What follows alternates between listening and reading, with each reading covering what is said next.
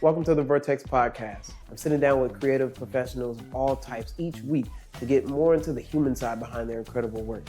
I get into their life stories, I get into their challenges, and I get into what fuels their creative drive in hopes to show you that your journey might be similar and that your dreams might be closer than they appear. Thanks for tuning in. Let's get into it.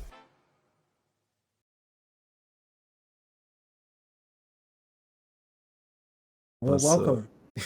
Let's get into it. Yeah, man. Well, first and foremost, thank you once again for being down to come through and be here for episode 19. This is highly anticipated episode by people, and by people I mean me. See, so yeah, man. I'm stoked to be here, man. Just looking forward to having one of our convos on the record, you know. Even for my own personal reference, I feel like there's so many times we've been like, oh man, we should have been recording that. Absolutely. And then we're fighting to, you know, remember those little bits of insight later. Yeah. Take somebody to like ask you about something in particular, and then it strikes. You kind of like strike oil, and you're like, oh yeah. I remember this. Mm-hmm. Yeah. For sure. Well, how'd you want to kick things off?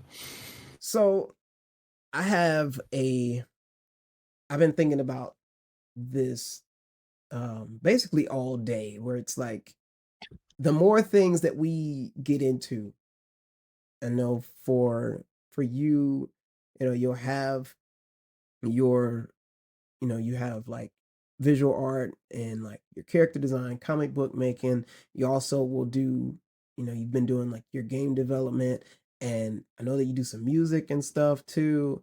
And it makes that question of like, what do you do and who are you, harder to answer, at least for me. And I'm curious to know, just for the people who don't know who you are and what you do, who are you and what do you do and why do you do it? Yeah, I mean, unfortunately, I think it's quite tricky for me to answer for myself a lot of days, which I think is what propels the act of this journey, and a lot of what I do, where it's just like I am truly just trying to figure myself out. I am trying to figure out what I'm about. I'm trying to figure out where I belong, where I can show up, who I can connect with, and what I have the capacity to do with my own two hands and my mind and my eyes, and how can I channel my experiences and then create something of it. I feel like I've toted just the identity of being a creative, being somebody who like just gets inspired, just sees things, makes some connection, like, well, gotta make that thing now.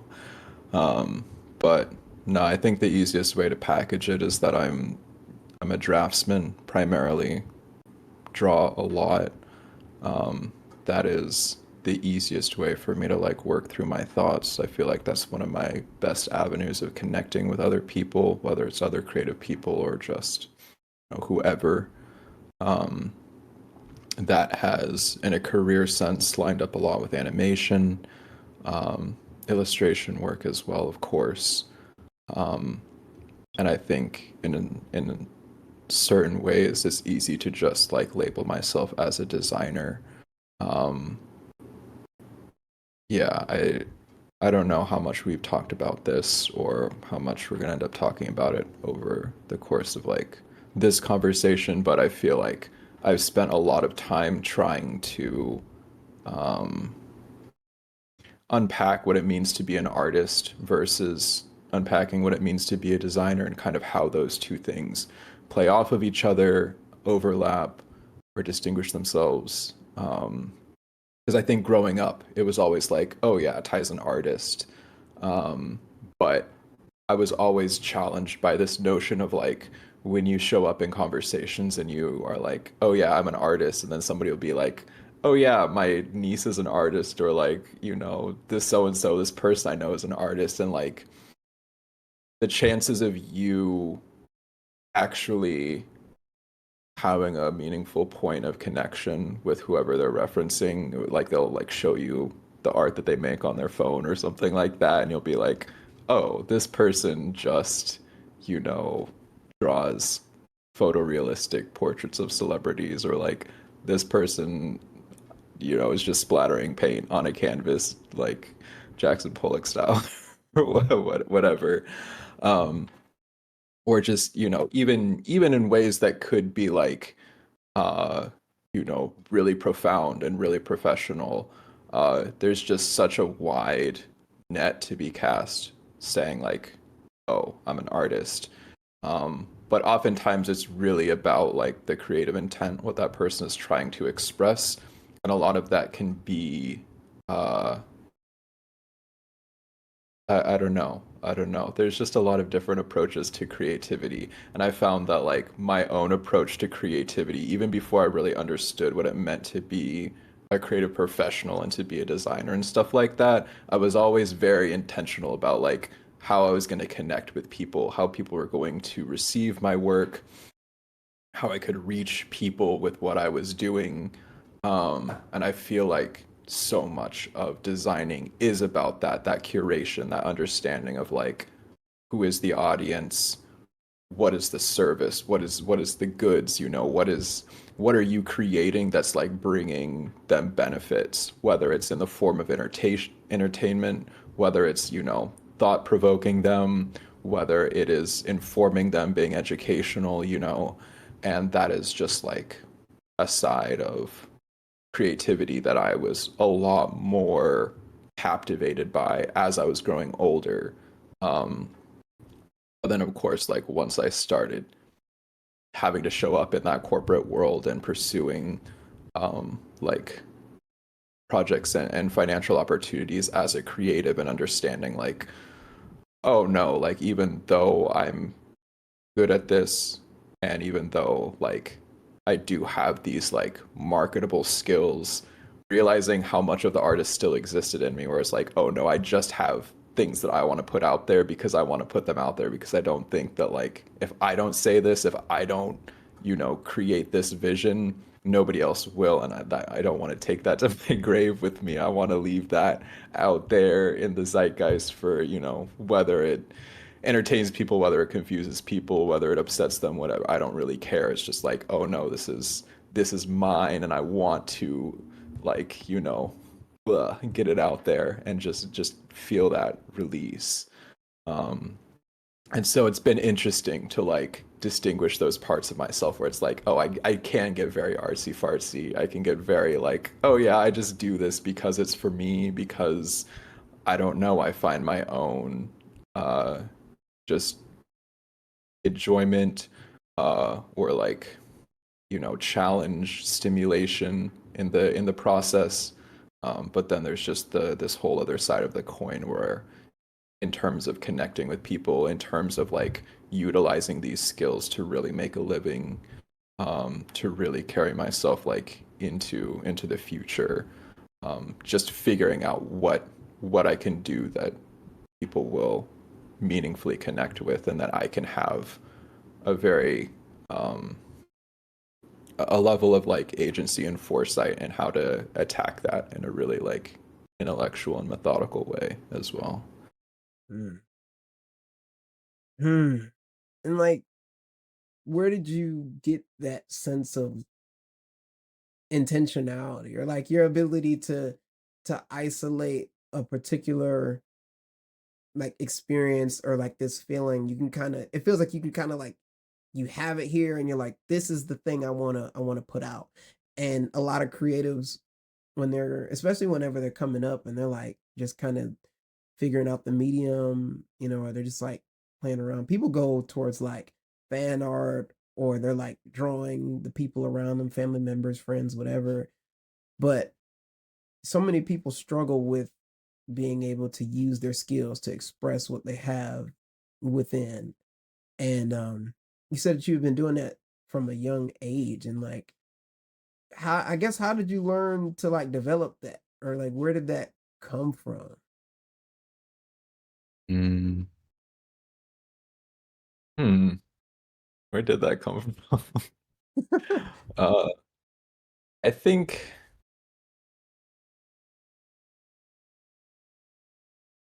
Hmm. I think maybe like a certain level of freedom to create my own creative identity or feeling a pressure to do that, I guess. Um, I mean, I think that there were like,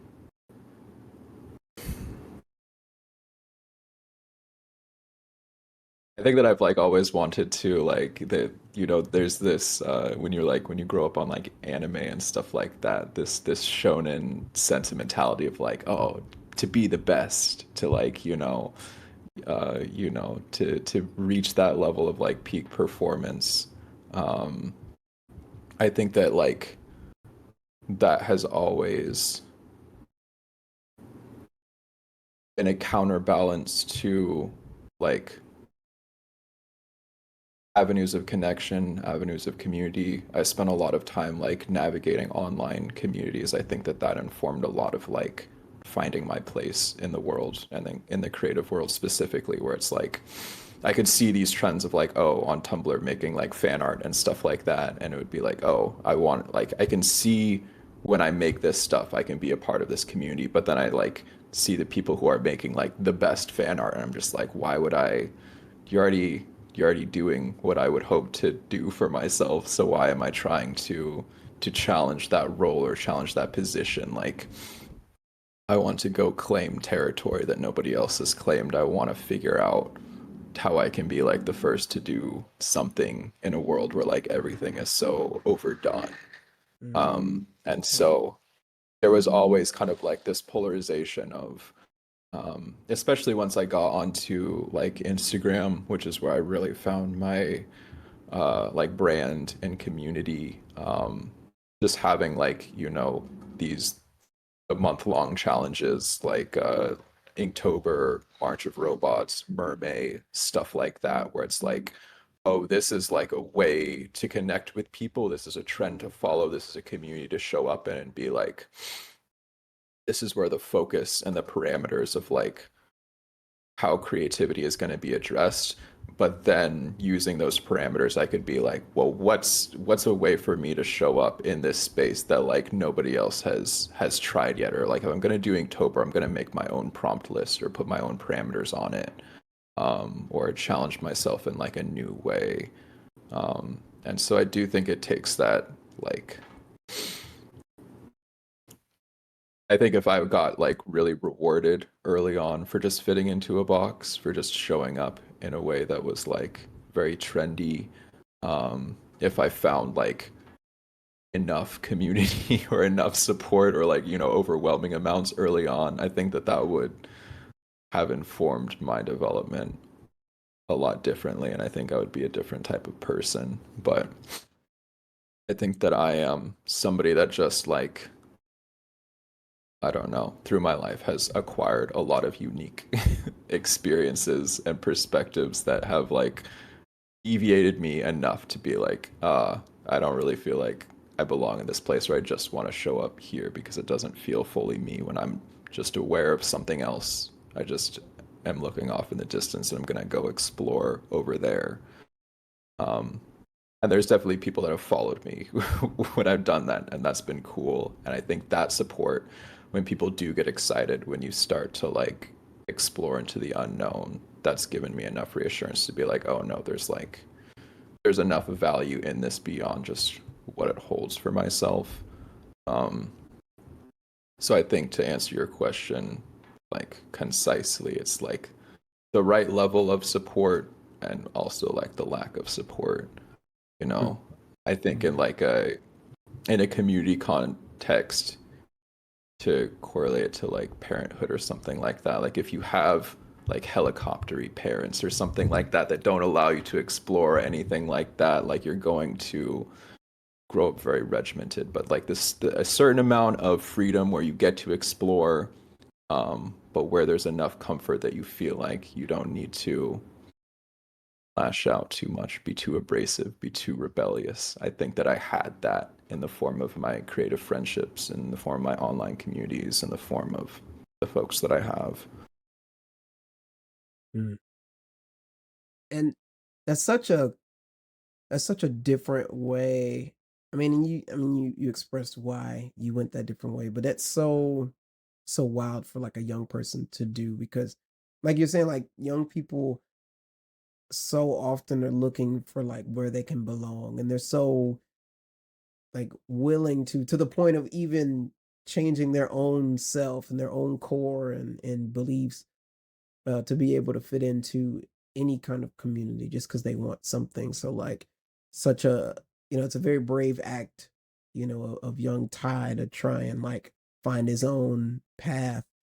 Um, what was what were some of the things that I guess what were some of your first stops on that new path or like what direction did you start heading into to find that? I feel like that's what a lot of people want to do now. Like there's a lot of people who are trying to go like against the grain in a lot of ways, but they just don't know where to look and they don't know what they're even supposed to be doing to find it. And like um I wanted to know one kind of where you went and what you found early and then also how can you turn back and advise somebody to do the same for themselves? Mm.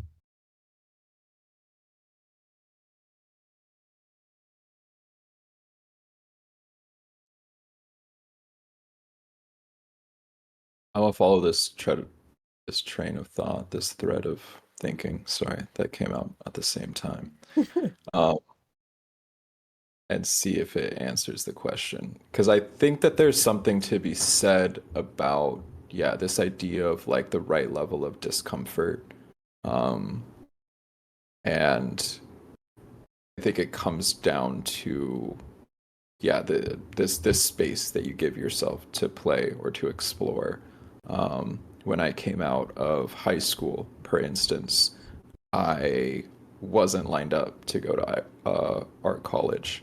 I had like applied to Cal Arts in my senior year and didn't get in.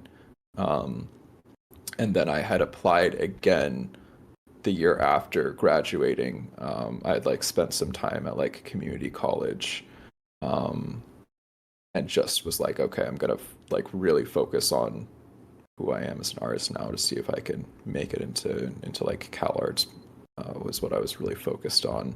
But it didn't happen a second time around. But this dream of like, oh, I want to work in animation at some point, and like that's where I'm idealizing that I will find my identity, my belonging, my community, stuff like that.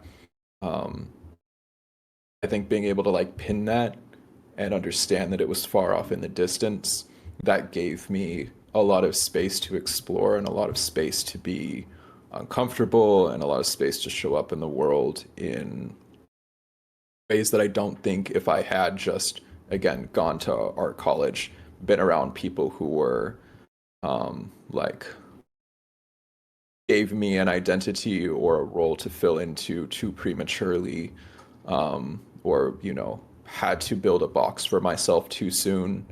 Um, like I started showing up in the world. I was like working jobs. I was having to deal with people of all sorts from all different realms of existence, all different age groups and the like. And it's like, yeah, also within this whole thing of like, yeah, when you just tell people you're an artist, they don't really understand what that means.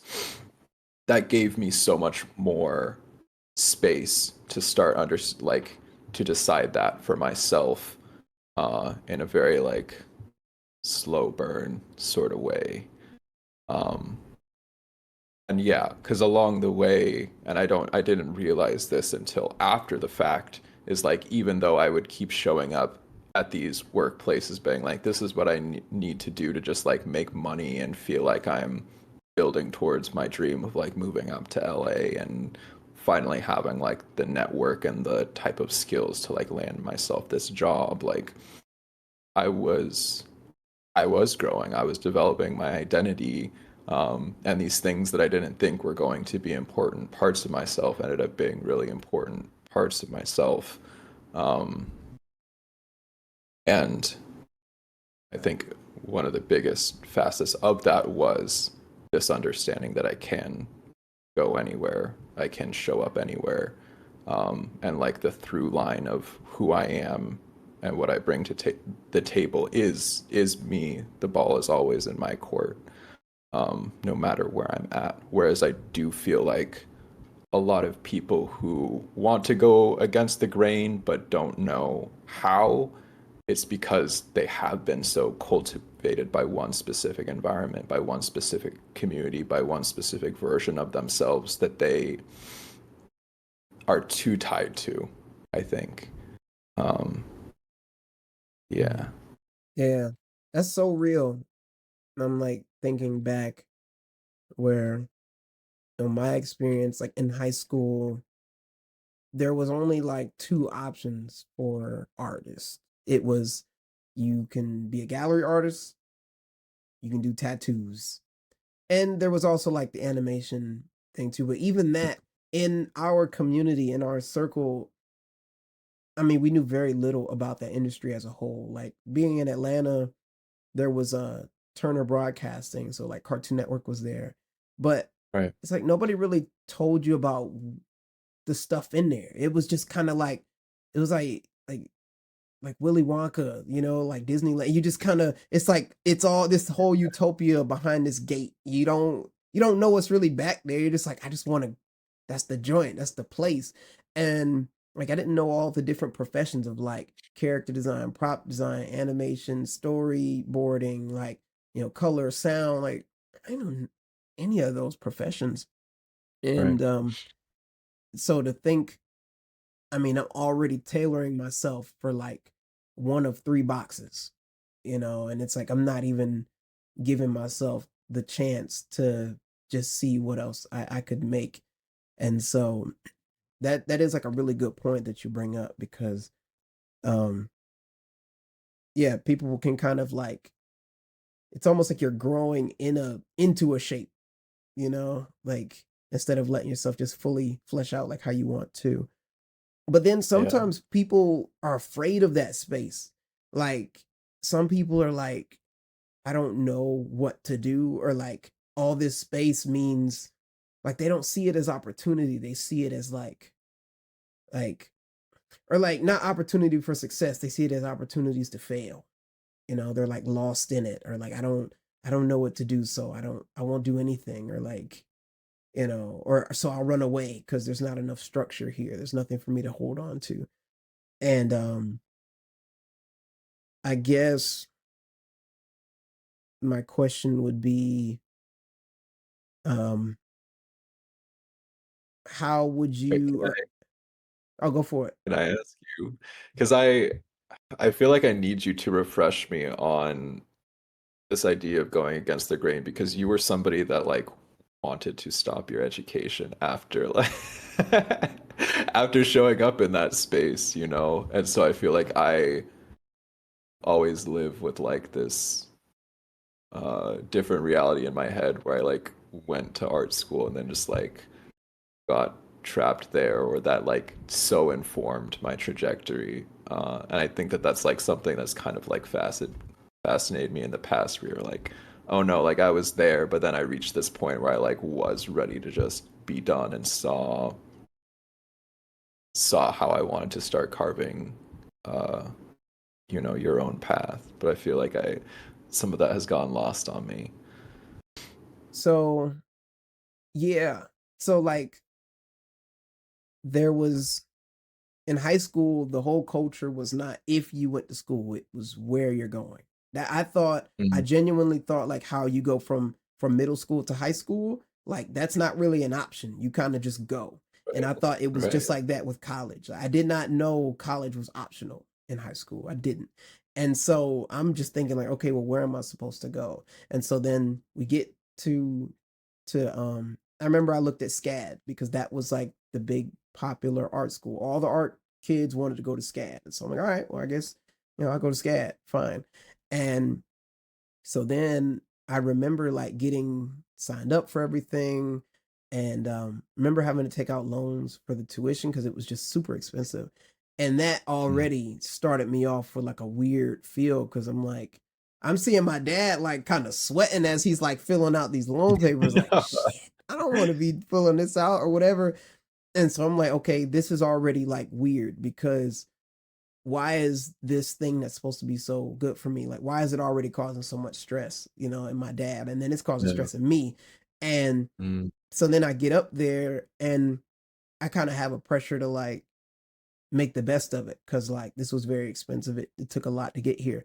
And so then I get there and I enjoyed myself at SCAD. um I did, but it was just like it was really expensive, and it just wasn't sustainable for the whole 4 years. So um Mm. I remember coming back and I was going to transfer. Like there was a part of me in the middle where I was like, okay, I kind of don't want to do this anymore because I remembered the stress that happened last year with all this money, and I'm supposed to do this 4 times. I don't want to do that. But my parents didn't want me to quit school. So they're like, well, you got to find somewhere else to go. And so I'm like, okay, I'll find this other school to go to. And even in that, um, that was whenever I got into um, an art program where, or actually, before I get there was a middle portion between because I had missed the sign up deadline for the very next semester. So I had an entire semester to just work and like just be. And it was during that time, it was after that first year of college. So I was already pretty regular in my art practice, and I was just putting out on social media. I'm getting commissions from people. I'm seeing my skills grow. I'm seeing my interests grow. I'm seeing connections grow. I'm starting to make money. And I'm like, oh, like this is actually kind of fire. Like I'm enjoying this. Mm. And um then I started to build like a community in the city. I got my first mural job. I'm like meeting other mural artists. I started interning for a gallery, and it was like right around like that, I was starting to get some traction, and I'm like, okay, this is cool. Like I didn't need school after all. I can make a career for myself. Then August comes back around and it's like time for school that you signed up for. And I'm like, Mm. I don't really want to go. I'm cool out here. I've been jamming, man. And I went from making like, you know, good money as an artist, for myself at the time, to like getting back into debt and being back at like these level one classes because a lot of my credits didn't transfer from the other school. And Mm. so I'm having to start over from square one. I'm back in like drawing one, drawing vases and apples. And I'm like, what is this? What is going on here? And I'm trying to do my own thing anyway. And the teachers weren't, a lot of the teachers, not all of them, but a lot of them weren't really being respectful of my own personal ambitions outside of school. And so, on top of the strain of having to make it to class and do what I want to do, it's also not being respected, and it's almost being like looked down upon for me trying to be extracurricular. And I don't know, it's just like full on rejection after that point. And I was like, I'm kind of smooth on this. Like they're trying to, I could feel them trying to make me into something. Like you got to Yeah. be this kind of artist. And I'm like, no, I've grown too far out of this shape. I wasn't a full fledged, professional at the time, but I definitely wasn't going for what they were trying to prune me into. And I'm like, that was that source of friction the whole time. Yeah. Yeah. Mhm.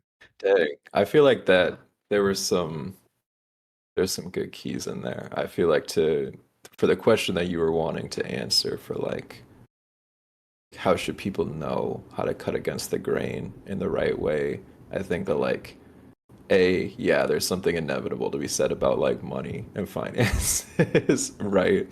Like I think that being very uh yeah, being very aware of like what value you're bringing to the world or what value the world is placing on you with whatever, wherever you're showing up. And like, if you feel like that, uh, you have to be interested in like cutting against that grain because you're feeling like your value isn't respected. Um, and then it's like, yeah, once you do find a taste of what that looks like, that's going to inform that reassurance in your identity of like, oh no, the more that I can show up as myself, it feels like this will only increase. Um, and then you make more of those risks, you invest more, you see that return, then you're just like, oh no, like there's so much more than this box that I was being kept in. Mm-hmm. I started by way of really, I mean, I went the fan art route of like drawing. Well, one, I saw a lot of people on social media doing their thing, and I'm seeing that they were doing these fan arts, and like they were kind of playing this game of like, I'm gonna draw fan art of the thing that's popping right now to get traction Mm. because they like the franchise, but they also like my work. So I'm just gonna like rake in people just off of like what's going on. So like um I might like right now I might be drawing the girl from Silk Song, to get followers because that game is booming. And Right. and so I'm like, oh well shoot, I wanted to grow my audience and I wanted to practice, drawing and doing these cool characters. So shoot, that was what I did, and it kind of helped me get into like a creative practice and start doing my like professional work, I guess there. How did you get started? Did you have any specific practices that kind of got you into kind of laid that foundation for what you do? Mm. Yeah, I think that scaffolding was like the Instagram uh challenges and trends and stuff like that. I've found those to be a lot more uh a lot more challenging and stimulating than just like draw this character from this thing.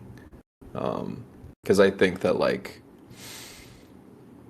yeah, to bring it back to the like dichotomy of artist versus designer, I never, even though I had like these media franchises that I was very passionate about and I made fan art for, um, it always felt too constrictive of like, this isn't me really saying what I want to say, or I don't feel like I could really communicate what's important about this media just by like drawing the characters in like a marketable way. But then also on the flip side of like, yeah, the design uh context. Again, yeah, I just never felt like I was the best one doing it. I would always rather be looking at like really cool fan art than like making fan art that it was just like Hmm. I don't know. It's fascinating, but it was just I never felt like my fan art was like there or really shown or really carved into a niche within that space. I always felt like fan art was a space for you to really prove your technical prowess, um, or just like your deepest love and fascination and fandom for this thing. And I never really, um, I don't think that my skill set or strengths ever like lined up with either of those. It was always like people like me for what new things I can bring to the table. Um, and yeah, I think that having these like broader trends of just like, oh, you just have to show up consistently. I think that was another thing too, is that I love uh, the perpetuation of the creative craft. Hmm. I'm somebody who keeps the engine on, and I think that those broader month-long trends and stuff like that gave me the scaffolding to be like, oh yeah, I can show people that I'm about endurance, and that's not yeah, that's not the same as fan art where it's just like you put your 20 hours into like this one really nice piece and then it like, just goes viral for forever within the fandom. Yeah. And how many of those challenges did you do? Jeez, I did those challenges that probably supplemented a lot of my creative journey from like graduating high school in 2013 all the way into like I think 2017 or 2018 was the last year that I did Inktober. Um, yeah, and that turned into I think 2019. Instead of doing Inktober, I just made a bunch of black and white digital illustrations that I turned into a zine. And at that point, it was just like I was outside the confines of like needing it to be in the you know ecosystem of social media. At that point, I'd already been fooling around with publishing stuff and having physical media and being like, oh yeah, I want to start making stuff that feels more real. Mm. Mm. And it sounds like you were able to take down those challenges so easily because it was like it's not so much that it was a challenge of staying consistent, but like the engine was already running. You just needed somewhere to put all this stuff. Yeah, it was a good excuse. Hmm. I see. So then, what got you into wanting to create, I guess, tangible, like these published works, like something that you can hold in your hand and flip through, going from like social media style, like challenge, just bodies of work, into something that you can like give people. Yeah, I think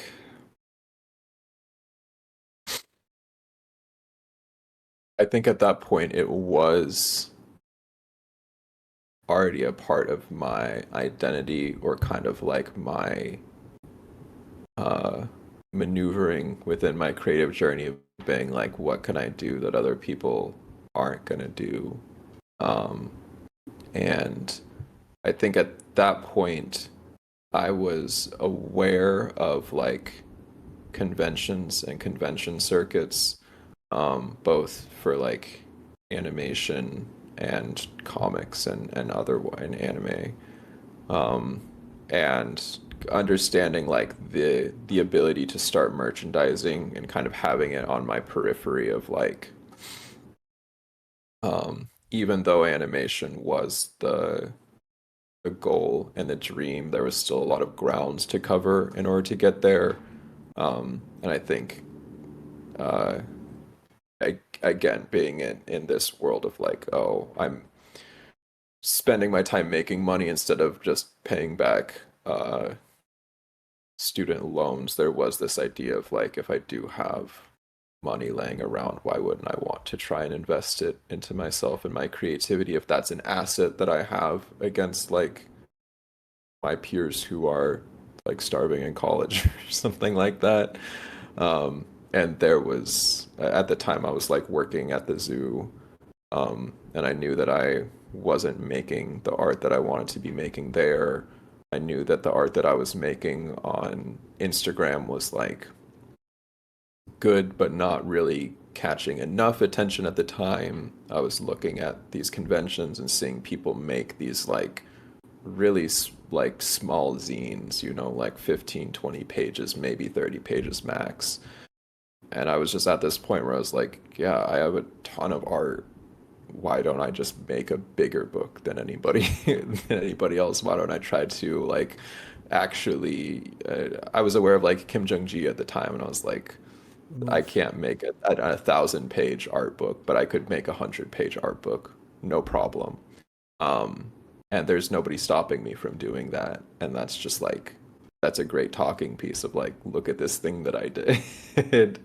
um, and it was a way for me to just like just get a kind of like a free win that was sitting there that was just like, why wouldn't I do this if I have the resources financially, if I have the art, um, and if I have like, no other pressing responsibilities, I can do whatever I want to with my free time.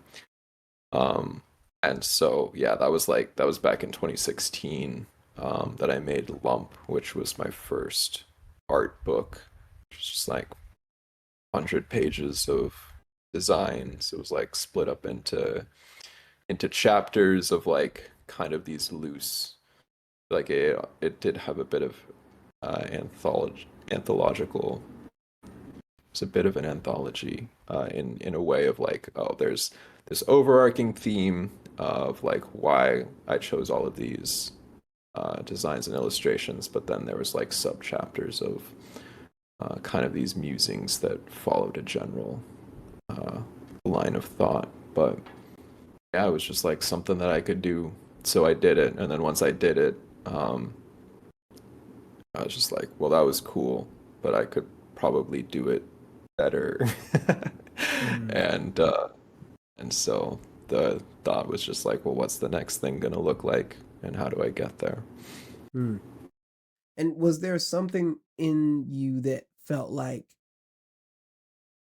was there that sense of accomplishment or amazement, like, wow, like I have a thing here, like that this was nothing before and now it's in my hands. This is something that I can show and share and like sell and, just carry. Um, what was that like for you, and like what kind of significance did that have on you in retrospect? It was huge. It was huge in the way of like selling something of mine in a meaningful way for the first time, as like an independent artist and brand. Um, yeah, that book was like the first thing that I sold. And so just having that uh, concept of I don't think that I like,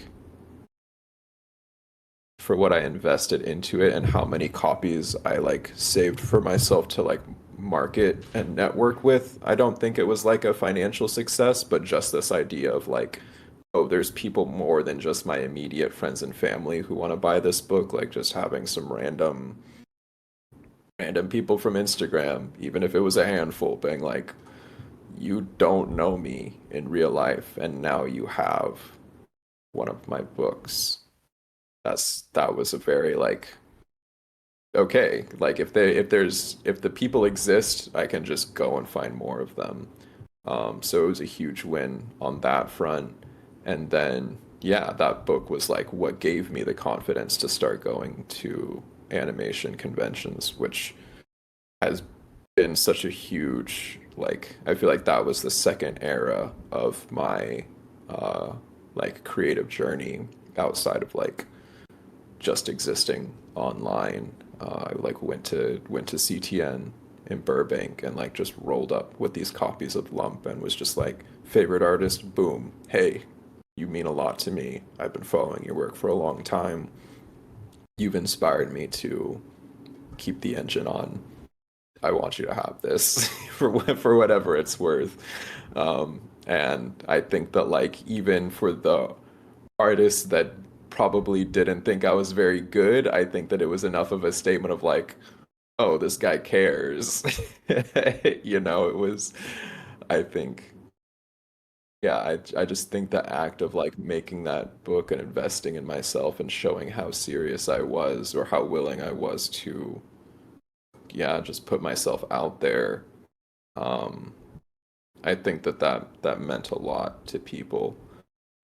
And then it was a reason enough for people to like flip through my stuff and actually pay it mind. Um, so much different than if I was just handing out business cards for sure. To just have some legends flip through and be like, if they just stop on one design and they're like, "Hey, you have nice shapes," or like, "Huh, that's like a funny illustration, even if they're not going to pay me any compliments to my line work or, my anatomy, whatever, it doesn't matter. Like if I get to communicate an idea that like gives someone some pause, that was enough for me at the time to be like, all right. Mhm. There's that space, there's that opportunity, there's enough to chase down for sure. And did any it's I mean, it seemed like that was kind of, whether it was intentional or not, it was kind of like an act of planting seeds out in this community. Yeah. Did you see any of those seeds start to grow into anything? I mean, definitely, definitely. And I don't know how much of it is just like me piecing the narrative back together based on where I've ended up now. But it's crazy to think about that first CTN that I went to, and then just to be thinking about the first like Lightbox that I tabled at, the first time that we met and shit like that, and be like, dang, like if I hadn't have, showed up in this space or told myself that it was going to be an important part of my journey, like how greatly would, like if I never had the confidence to show up there, or told myself that I had to become like the only way was to like become trending online or to have a massive social media following. Like even at this point of my age and career and whatever, like my following is modest. It is substantial, but it's not like I'm the biggest name online, but that hasn't mattered for what I've been able to do with my life, how I've been able to connect with people and stuff like that. And so, yeah, the fact that like I have in last year made Fetch, which is again another crazy feat in in publishing that Joint. It's the joint. It makes a yeah, cameo often. it's just it of course it planted seeds that have paid off where it's just like, yeah, just being ambitious and just being like, well, I could do that thing. I don't know if it's, if I can do it, this belief that just doing it is going to pay off in some way, um, is a seed that has grown into a substantial plant in my life. And then yeah, of course, there's like there's artists like Adam Dix I had met at that CTN. I'd given him a copy of Lump, and he's like somebody that's still a part of my life and creative journey, even as recent as this past year, as I've like stepped into teaching.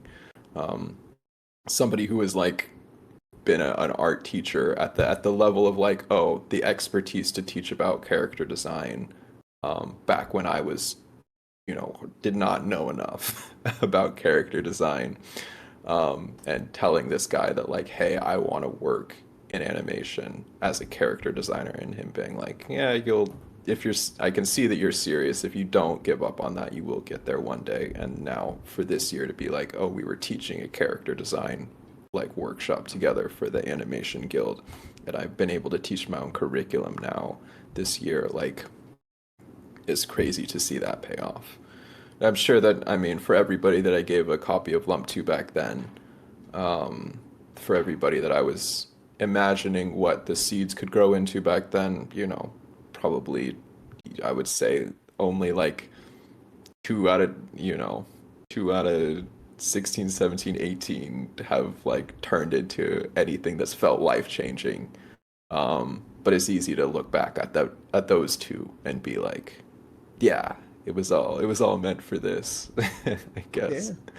Sometimes Yeah. it's just the one. The one will be enough, you know. One solid connection be worth, 10 other ones. Um and can you remind me, what does CTN stand for? Uh, I don't know. Is it, Creative Talent Network. because you said that you Is showed that, up to CTN yeah, and it's CTN Expo. Yeah. oh, okay. Okay, word. So it's Yeah, like yeah. big Not event not kind of like Cartoon that. Network. Yeah. Yeah, it was Lightbox before Lightbox. I mean, it still exists. I think they're like, yeah, they're the two animation conventions we have out here in LA that are, Mhm, you know, popular. mhm. Mm, dang. And when did that kind of, you mentioned Lump, and then there's also like Fetch Now, and Lump sounded like it was more illustration based, where Fetch is more of, it's a lot more comics than there are illustration. And like, when did that Yeah. start to become comics? Like, when did you start introducing comics into your practice? Mm. Comics was like a post animation world threshold uh realization. Uh yeah, after I was in animation working at Cartoon Network, just the friends that I had at that time, AJ, getting to meet Nick, getting to be around Deshaun. I don't. You need to get Deshaun on this this podcast. Right? I don't think you've had him on yet. Mm, But uh, Mark G, yeah, just these people who were amazing artists in the world of animation, but their ambitions weren't sated by that alone, and their voices needed these other avenues to exist. Um, and comics were that conduit. It was being around them, seeing their approach to the medium, where like they they reassured me that like comics could be whatever I wanted them to be. Um, in a way that like finally clicked, and it's hard to say exactly how, um but yeah, something, a spark really lit at a certain point, I think, just due to the climate of the industry, due to my, um yeah, just where I was at in my own personal creative journey of like trying to both merchandise, trying to explore new skill sets, understanding that like ultimately I do have stories that I want to tell, and I'm not a good storyteller as of yet. Um, I'm not a good enough storyteller in a long form or more like a medium form way. I feel like the only way I can tell stories is like within the context of one design, in the context of one illustration, or like, in these magnum opus fantasies of like if I could just make a movie, or if I could make a long running TV show, or if I could make a multiple entry, long video game. Uh, I lacked the skills to be like, okay, what does it look like to just sit down and make a one shot? What does it look like to sit down and make a couple of strips? And these were, fine gentlemen who were being able to very articulately, and just very stylishly communicate these very profound and funny and cool ideas, in very concise ways. And I was just like, well, if there's anybody who can like help me down this path, it's going to be in this type of company. Um, and I think at that point in time, yeah, again, it's just this recurrence of like looking for these new avenues to try and do something different, um, and learning this skill of like, oh yeah, in order to improve, it does take doing it for the first time. Um, you have to take that first step. You have to fail for the first time. You have to see it fall apart in order to know how to put it together the right way. Um, and yeah, just as my gig at Cartoon Network was coming to a close, where I knew that Craig had been canceled, and that the my lifetime there was limited. It was like, yeah, I need to figure out what it's going to look like, not to immediately pivot, but in the next 5 to 10 years to be able to pivot to how can I truly just be in control of making the stories and narratives that I want to make on my own terms, and start developing those skills to be ready to do that, confidently and capably, and how to build community around that so that I can bring others into the fold or inspire them to do it for themselves, or so I can educate people to get there faster and to go further. Um, but it was my peers who were like there shaking me by the shoulders, being like, Ty, just do it. You can do it. It's gonna be fine. Uh, it can be whatever you want it to be. And I think that like I wasn't yet giving myself the space to ask myself what I wanted it to be because I saw it so much as what I thought it was supposed to be or what it had to be. Um, and Fetch was a result of me finally answering that, where it was like, yes, I do want to start making comics, but I'm a lot more interested about what I can do with community, what I can do as a project manager, what I can do as somebody in the big chair, trying to call the shots and trying to organize and seeing, um, how I could take something from an idea to the finish line with a lot of other people involved. Mm. And I can, and what a good group of people to be surrounded by when you're trying to get into comics. Like I've never met Deshaun, I don't think, but I mean I've seen his work online and he's incredible. And then I mean Nick and AJ, I mean their work speaks for their for themselves as well. Um Man, I saw Nick post a comic like the other day and it looked like, I mean, it looked like something that he whipped up so quickly, like, I just did this like over No. lunch. And it was just it was cold, like it was one page and it was like, man, it had enough to like really just like fill you up right here in your heart, you know? You're like, dang, how are you taking that down like so easy? Where are you even getting this stuff from? You know, like I don't know. It's just it's like easy to understand, hard to explain, you know? It's Yeah. like, and it's cool that you had such a good um group of guys to like be around and motivate you and even like kind of just steer you in the right direction in terms of like making something that you could be happy with. How'd you even meet them? It was all through, well, I mean, it was like meeting AJ first, becoming like really good friends with AJ, and then that leading him to introducing me to Deshaun and Naja, who are phenomenal artists, phenomenal storytellers, making an awesome comic right now that should be out. Well, I think it's in the process of coming out this year.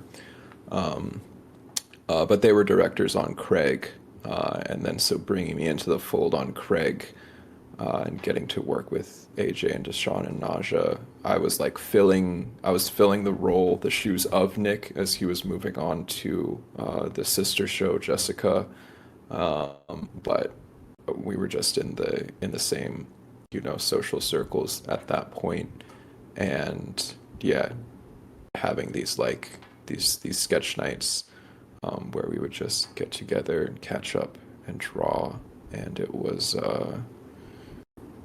yeah, it was very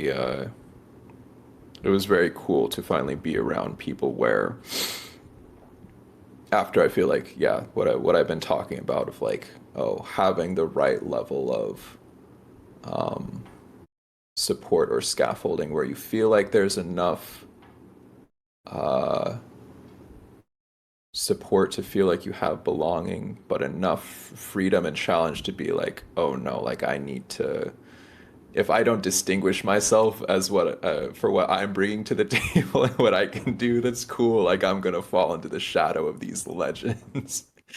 Right. um, And I think that like just to have a seat at the table where like, these guys are willing to flip through my sketchbook and see what I'm about, was gracious and really, just again that type of tangible feedback of like, if at least if there's like one thing that they find fascinating or excited by, then it's like, okay, okay, you're doing something right. And yeah, that was just the right safety net to be like, well, how else can I go crazy and see who's gonna be on board for it? Mm. And it sounds like you were friends with AJ before you started working on Craig, but then met the other two through Craig. Right. And so how'd you meet AJ? AJ and I were like Instagram mutuals. Um, yeah, AJ has been a huge supporter and fan of mine for a long time. But he was like, uh, yeah, just like, I mean, you've met AJ, you've talked to him enough to know that he is a phenomenal guy. Where I was just like, oh yeah, I want to be friends with you. You were really cool. And I feel like my life is going to feel fuller, um, to develop a kinship. And I think that like COVID was like this double-edged sword of obviously being horrific and terrible and isolating in many ways. But I think that like it was uh, it was like a great threshold where, I think me and AJ, we would have like correspondence now and then on Instagram and stuff like that. But I think through COVID, I lost my dog right at the start of COVID. Mm. Those were times where it was like, oh, like AJ reaching out and being like, you know, I see you, I'm here for you for like the stuff that's going on. Me being like, hey, COVID's crazy right now. Like, what's going on with you?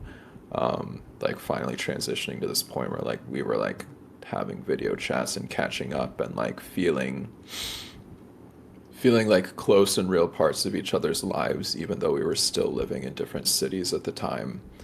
Um, and then yeah, getting to hang out with him on the off chance that I did end up going traveling up through SF and Berkeley at a certain point throughout the pandemic, and getting to meet him and Gretchen before they ended up moving down to LA, and then it just becoming neighbors up in Burbank and being like, oh yeah, now we're just now we're just real life friends. Mm. Um, yeah, it was really cool. I'm really grateful for how the stars aligned and me and AJ ending up in each other's lives, because I think that we have done we've done a lot for each other. We are each other's biggest fans in a lot of really important ways. Yeah. And I see y'all's like synergy, like from like a just an outside perspective, and it's cool to see y'all like sharpen each other constantly.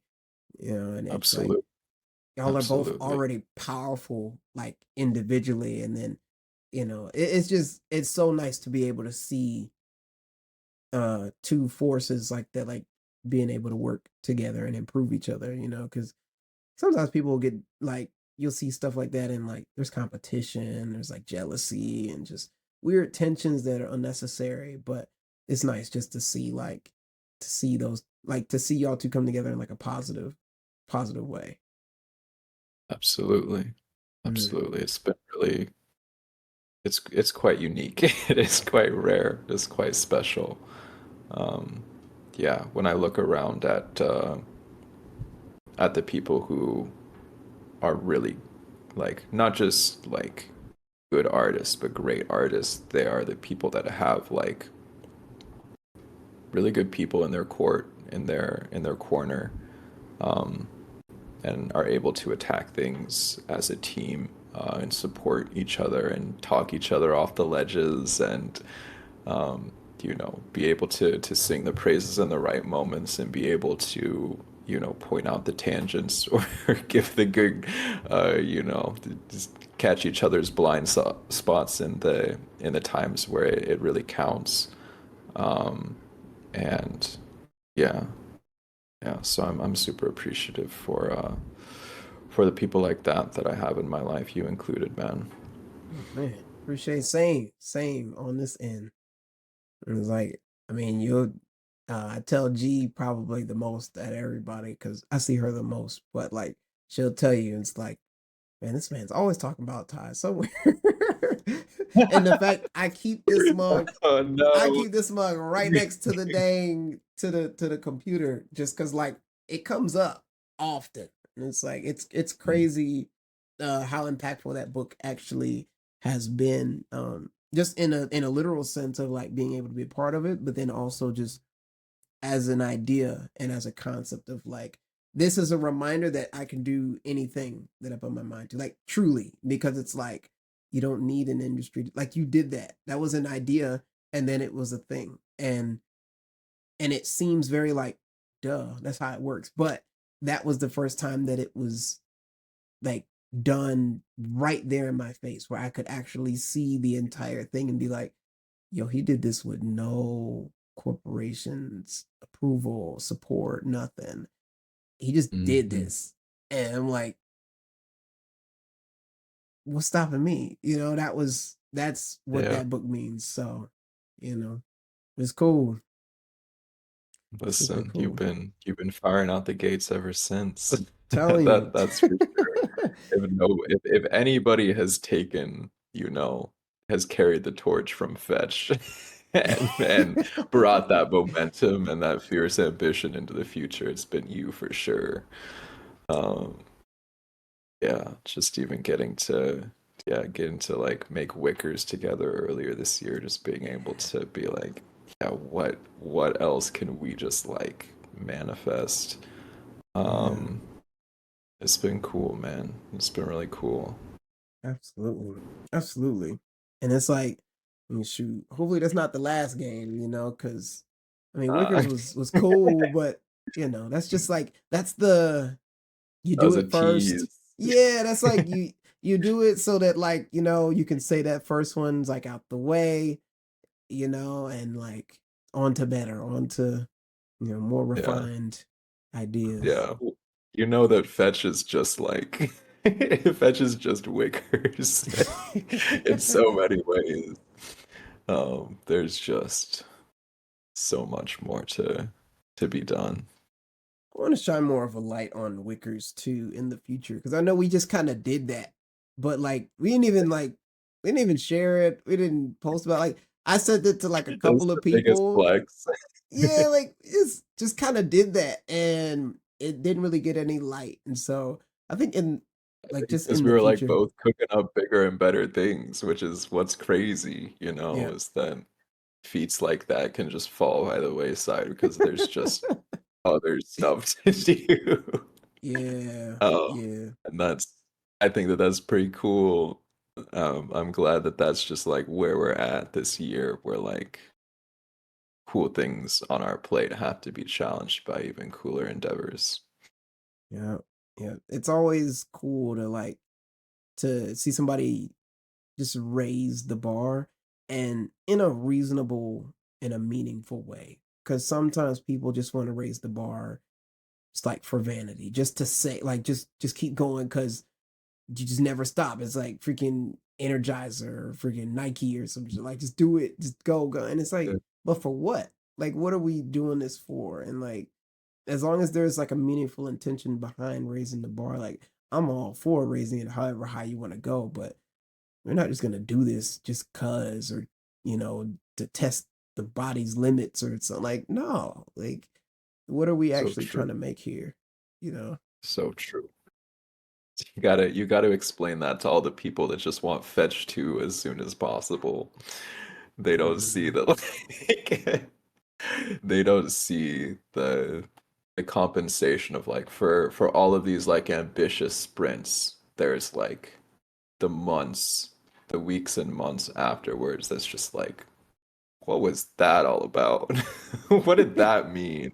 What am I gonna Yeah. do with this now? And really dwelling on like, yeah, what the point of continuing to show up is, why we're doing this still. Because if the engine's on, you can do anything. Like, yeah, it becomes more than just proving the point that you can do something, but that you can do something that matters in some way, I guess. Hmm. And sometimes I feel like, well, do you think that sometimes people just do that? Just it's not even necessarily to prove to themselves, but it's to prove to the other people that they can do the thing. Because if you've done it for yourself, why are you doing it again to prove it to yourself? Like you should only, I mean, the one time, maybe if it's like, oh, did I get lucky last time? If you want to do it again. But um, like you said, the engine's on. We can go anywhere, we can do whatever, but like I think that should nod more towards like, okay, we have that part figured out. Let's figure out a different part of the agenda. Yeah. Yeah. But there's definitely is something important to be said about like showing up.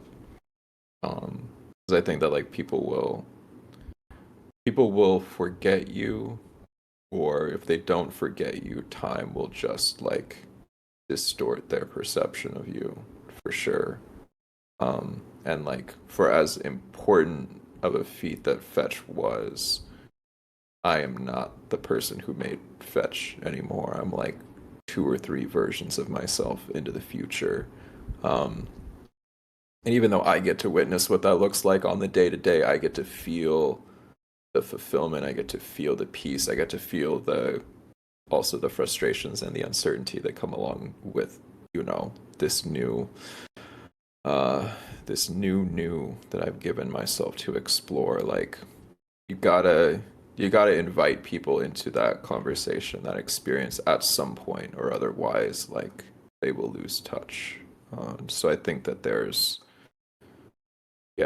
importance to there's something important to be said about sometimes like, yeah, sometimes you do just got to show up and flex just to remind people that you're still out here and you still care about this stuff, or you can remind them like, hey, this is actually where I'm at now. I'm different, and like for better or for worse, you need to know that this is where I'm going right now. Mhm. And that brings me to another question I had in terms of your your ability to communicate exactly where you are in a given moment. So like whenever you decide like, okay, I'm gonna share something to Insta, or like let me show you guys what I've been working on or where I'm at, what I'm about right now. And there's times where people have trouble with finding that version of themselves currently. I feel like it can get tangled up in what they think people want them to be like, and also who they were before. Maybe there's like some fear of like deviation, like a fear of, okay, now that I'm not that person, are people still going to enjoy this? And I guess my question is like, how would you go about um the internal, like setting yourself up internally to be able to like capture each moment, like each kind of new version of you without getting lost in just expectations and anxieties, or you know all the things, all the pitfalls that it could run into. Mm. I think that there's something important to be said of like,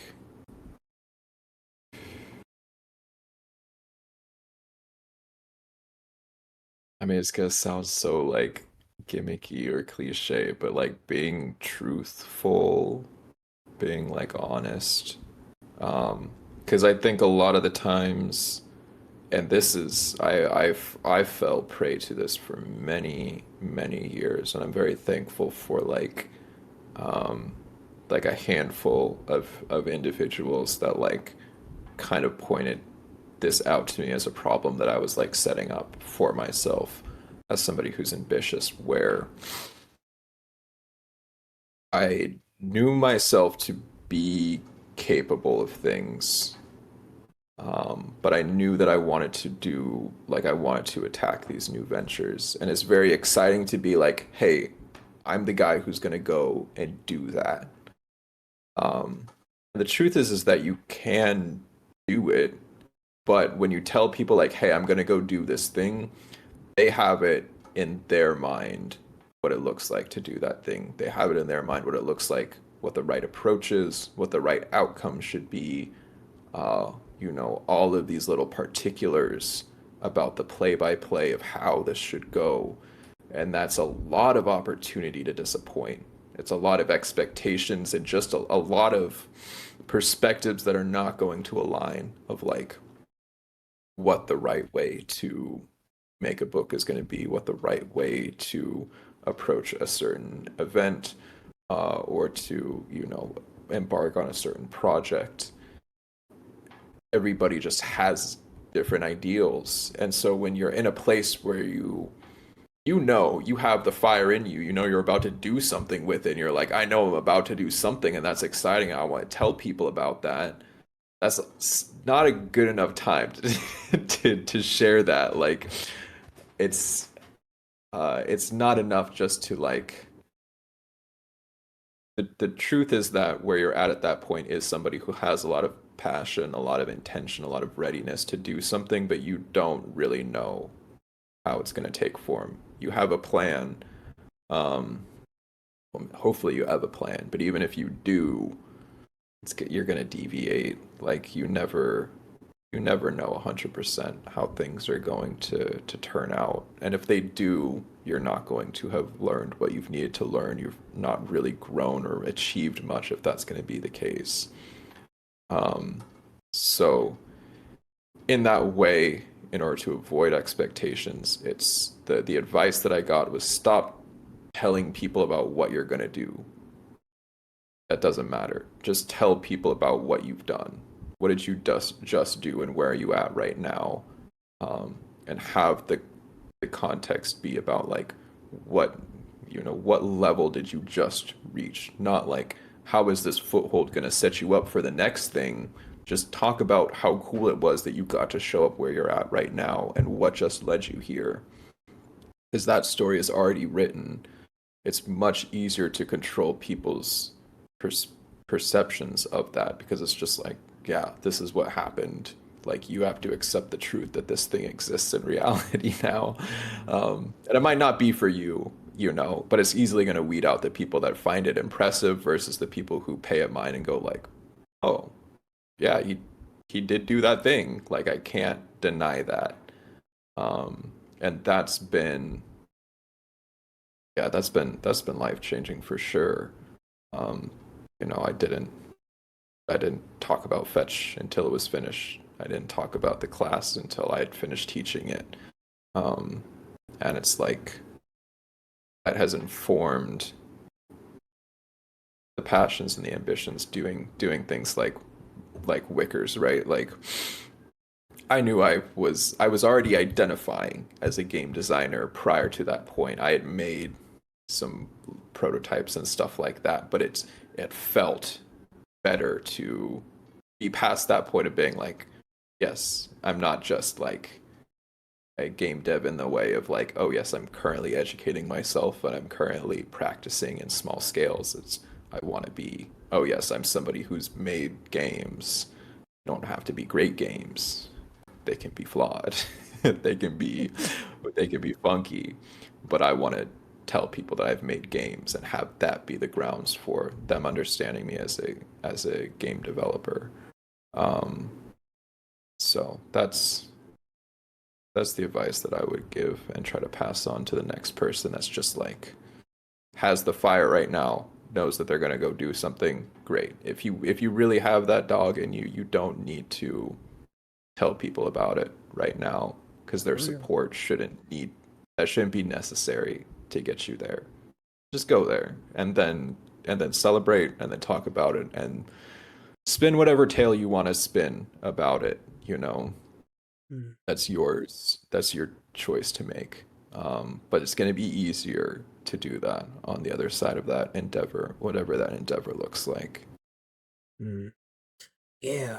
I mean, and you run into so many pitfalls whenever you do it the like on the front end because I know people personally who are always about to do something. You know, like, oh yeah, we got this coming up and we got this on the way and we Yeah. working on this and this. And like it's cool the first time because you like I genuinely get excited for people. But then it's like when you keep talking about it and like you haven't really done much or like you haven't done anything, then I'm like, man, this person's just talking. They just because I think that's part of the satisfaction too of like Yeah. being able to tell somebody what you want to do and then they're responding like, oh my God, it's gonna be so great, like it's gonna be this and this, and like that boost is what that'll be enough for people sometimes where it's like, oh Yeah. yeah, I'm on this thing, but um I don't know that that gets old, you know, and it also, like you said, it distorts people's like it can kind of put a bunch of unnecessary expectations on like what you're doing and like what it might look like. And yeah, Mhm. it's because then you're gonna have people that can be disappointed because like they were expecting something more or like better, bigger, whatever. And 100%. but then if you just kind of come at somebody like, yeah, I just made a game last month. They're like, oh, really? Like, where is it? Because at that point, there's no expectations because we didn't even know it was coming through, and it's just here. And Hmm. dang, that's so much better than that. Um, I always have like, I always have some sort of like, um, I be having a lot of excitement for things that I have going on, and like that's just a trap that I fall into. I like telling people about things that I want to do coming up, but Yeah. to me it kind of puts a fire under me because I'm like, I told them about it, so now I gotta do Just it, or else I look like these people that I've just been roasting about, you know? yeah. I think it's yeah. Yeah, there's different uses for it for sure. I Mhm. definitely have friends who are like, yeah, the second that I tell somebody about this thing that I'm doing, it's gonna absolutely kill my momentum, and I'm not even gonna want to do it anymore. Mhm. Um, I have people that, yeah, once they have to do that in order to be held accountable. And I feel like I have both of those within me. Like there's shit like I gonna be tabling at a comic event next month. I need to have this comic printed by then. And the comic is not finished. Do I know what it's going to look like in its fully finished state yet? No. Is there a huge fire under my ass to figure out what that's gonna look like? Absolutely.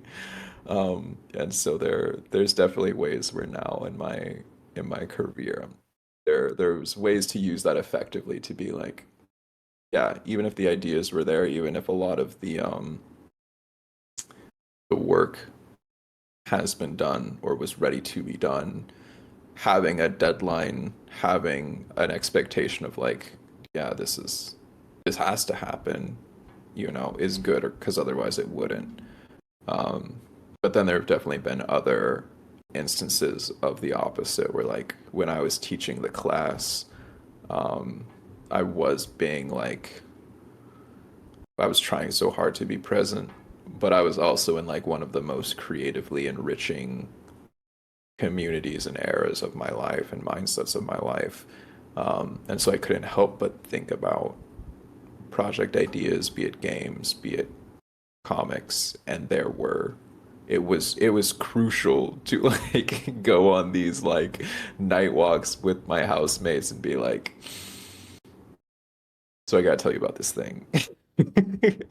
Imagine this, and then I lay out this like crazy idea that they're like, "Oh, you got to do that," and we both, you know, we're both hoping, but we both know it's like, nah, it's the catharsis, the enjoyment, the fun is just like it's just talking about it right now. We just gotta we gotta air this out. We gotta let it out because otherwise it will find its way out. And it can't be in an actual tangible way right now because I have something else I need to be serious about doing. And so it's I don't know. It's funny how that happens, but yeah, I think being able to harness people's social expectations, being able to choose when the right time is to tell people about what you're doing and when you're doing it. It's never a one size fits all answer. Um, there's a lot of nuance to it. But I think that if you are finding yourself continually battered by anxiety, frustration that you're letting people down, frustration that you're letting yourself down, frustration that your ideas are never taking form in the way that you want them to, you need to like pump the brakes when it comes to talking about what you want to do or what you want to do and just give yourself the space to experiment, give yourself the space to see results and then decide what you want to do with those results. Like that data is just it's priceless. If it's something that you don't like, it's going to inform how to do the thing that you do like. If you do like it, great. Now you tell people about it, and then you go run it back, or you do something else, whatever. Um, that's definitely what you should be considering. Mhm.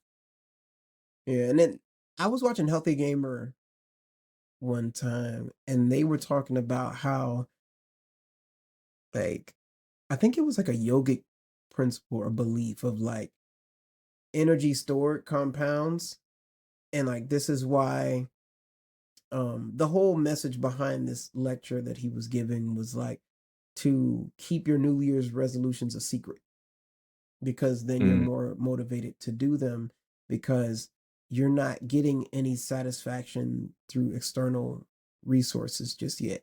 And you're not telling sure. anybody, oh, I'm gonna get my summer body this year. I'm gonna freaking do whatever. I'm gonna get a new car. I'm gonna do whatever. And then all these people are just hyping you up off of like the strength of this idea coming true, maybe. And then do anything. So you're like able to store a lot of that energy and it kind of propels you into action versus if you speak on something, it kind of vents out that like ambition and that drive. And he was also explaining how that is the reason why psychotherapy works the way that it does because whenever you hold on to like negative experiences or just deep dark thoughts that you keep to yourself, a lot of times those things will continue to like grow and kind of fester and antagonize you versus if you speak about it with people or therapists, friends, family, you're able to kind of like ventilate it and let off some of that steam. um, Mm. how true do you think that is? I guess it's got legs. It's quite reasonable, at least from my own personal experience. Um, hmm okay. Yeah, they it's definitely something where um you can kind of vent it off, in terms of like the negative side, venting it off to people. Um it's I think it's important to speak to someone about it. It doesn't necessarily have to be a therapist or it doesn't have to be your mom or your friends, but it needs to be with somebody else because I think a lot of times, especially as young adults, like in our 20s and stuff, we be thinking we the only one that's experienced Mm, something. It's like, oh, I can't yeah. tell anyone about this because like nobody's gonna understand. And I was watching a stand-up comic and he was talking about how like the reason why um the reason why he's never embarrassed. I mean, this could be an exaggeration for the joke and stuff too, but he's like, the reason why I'm never embarrassed or I don't have, stuff going on in my head and stuff is because like I just, you need friends for that. And this was like the joke. And he's like, you need friends because like um he was talking about how his friend one time he had something going on with his private parts. I guess he caught him a little something. And he's like, yeah, man, I'm like pissing fire. I don't know what's going on. And the Oh dude's no. like, and the dude's like, well, so you need to go to the doctor, And before you know it, by the afternoon, him and two friends, they in the doctor's office, like, yeah, he said said he got something going on, man. What's happening? And and then they were able to like, talk to the doctor, they could treat it and all that. But then he's like, think about had he not said anything to them and he just kind of held on to it for fear of being Yeah. like judged and like that could have festered into something greater. It could have caused him more pain, stress, whatever over time. And there was like a degree of truth in that. Cause it's a lot of times where like talking to the right person can kind of help you out of a lot of these situations you'll find yourself stuck in. Yeah. Most definitely. Most definitely. Mhm. Mm. So then, um, in terms of your professional career um endeavors, was that your first like professional uh opportunity like for a company? That was like my first like real corporate creative position. Yeah. Hmm. So everything else prior to that was just like freelance, really, really short-term gigs, really random clients, a lot of scrappiness. Hmm. I feel like Cartoon Network was the first really like, yeah, by the books. I'm an artist. I'm getting paid consistently. I know what my employer really wants from me. I'm not just having to jump through hoops all the time. Um, yeah, it was the first time where, I mean, even though there had been like prolonged stints of my life at that point. I mean, like I don't know. I was a caricature artist that had its own merits in terms of being like, yes, the I'm getting my paycheck by talking to people and by drawing. That was a beautiful reality to be living in, even if I wasn't always talking to the people that I want to talk to in the way that I want to talk to them or drawing them in the way that I want to draw them. Like that was still um, a way for me to actualize my creative identity in an important professional way. But yeah, Cartoon Network was the next massive instance of that where I was like, oh yeah, I feel like whatever the runway for this is, like this is where I want it to be. Um, and as much as I want to stay here, as much as I want to like be here and do what I can do here, because I've spent the better part of 20 years developing the skills for this specifically. Like I know that this is going to be the runway for me to do whatever I am going to want to in my creative life, my Hmm. professional life. And so when you were there, did it feel like, I mean, to be an aspiring character designer and you know how hard it is to like get into like to get past that threshold of like going into um this industry, especially for a company as big as Cartoon Network. I mean, it's a tough feat, and a lot of times people are just kind of like on one side of the wall trying to like get over into the next part. And so when you were able to kind of get into that, um, what was your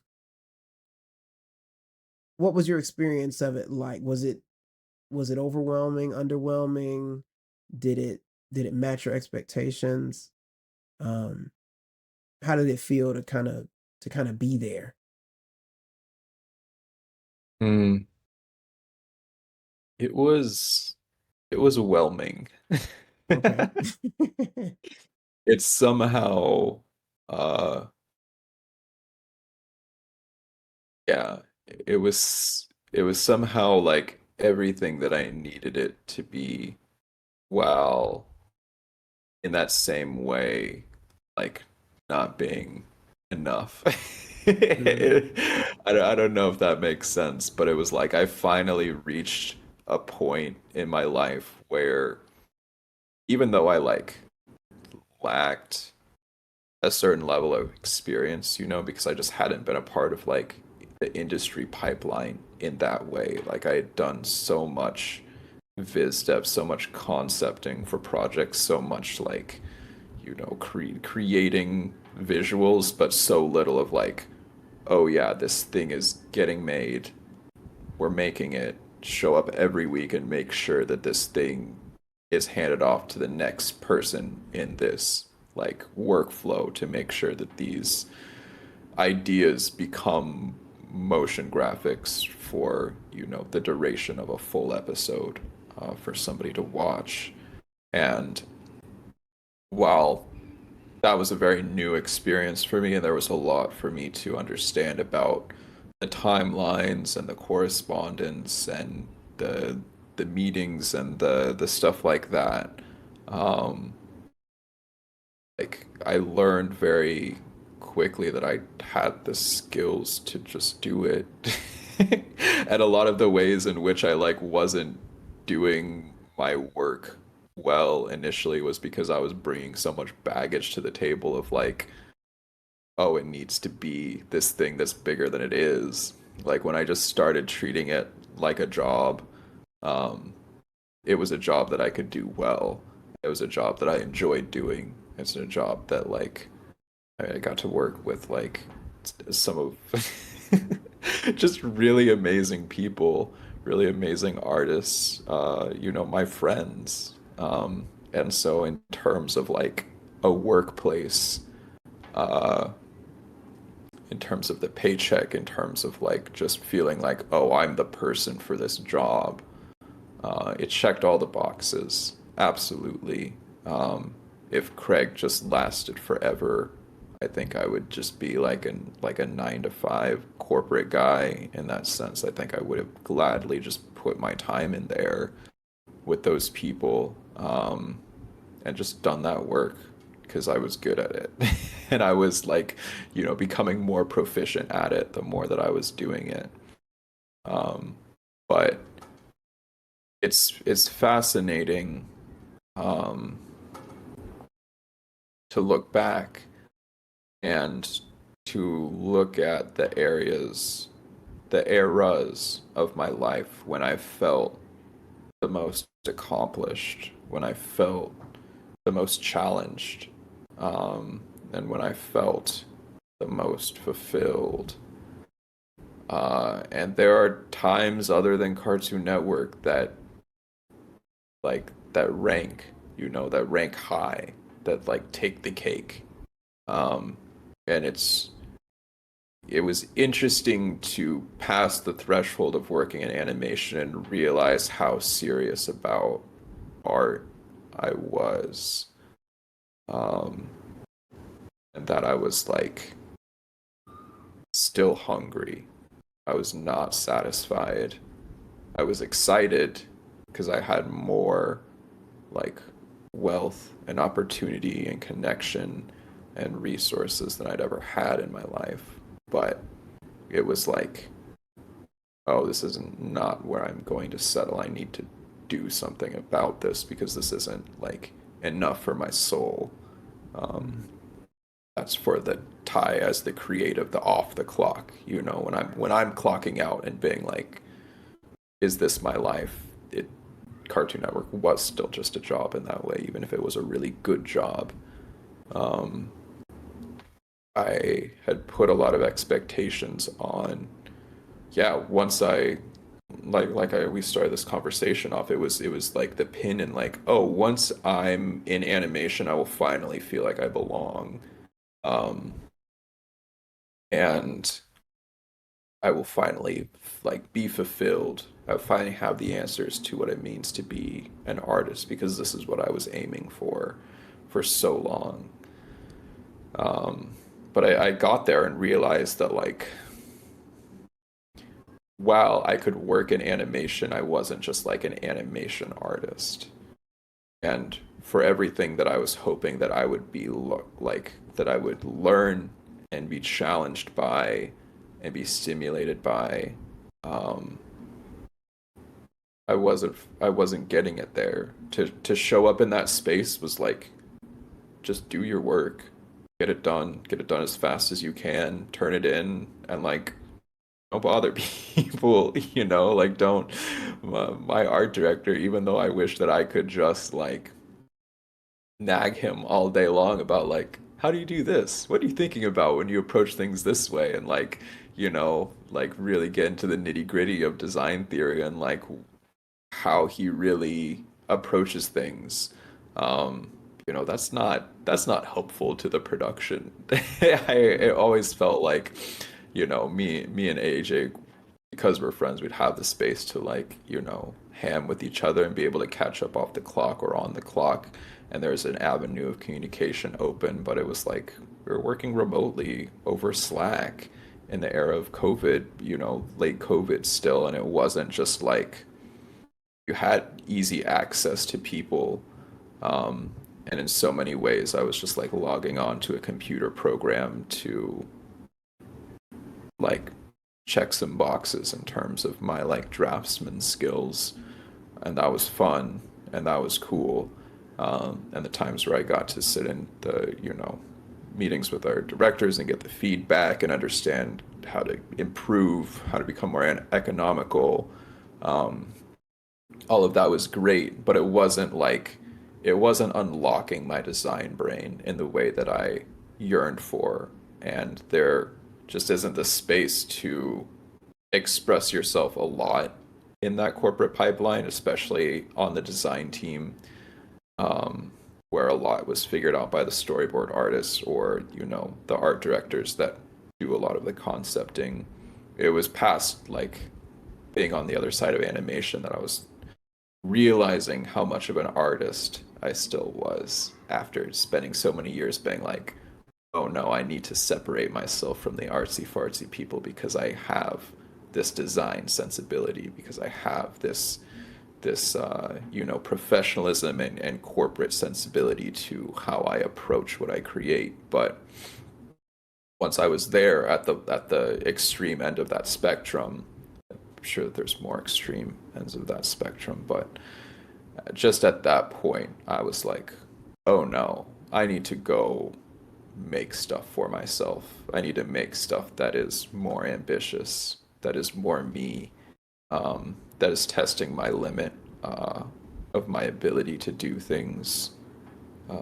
Craig had not even ended yet before I'd like hit up my friend Evan to be like, we need to like I'm restless right now. I want to make some. There was a hiatus between us finishing the Craig of the Creek movie and finishing our final fifth season.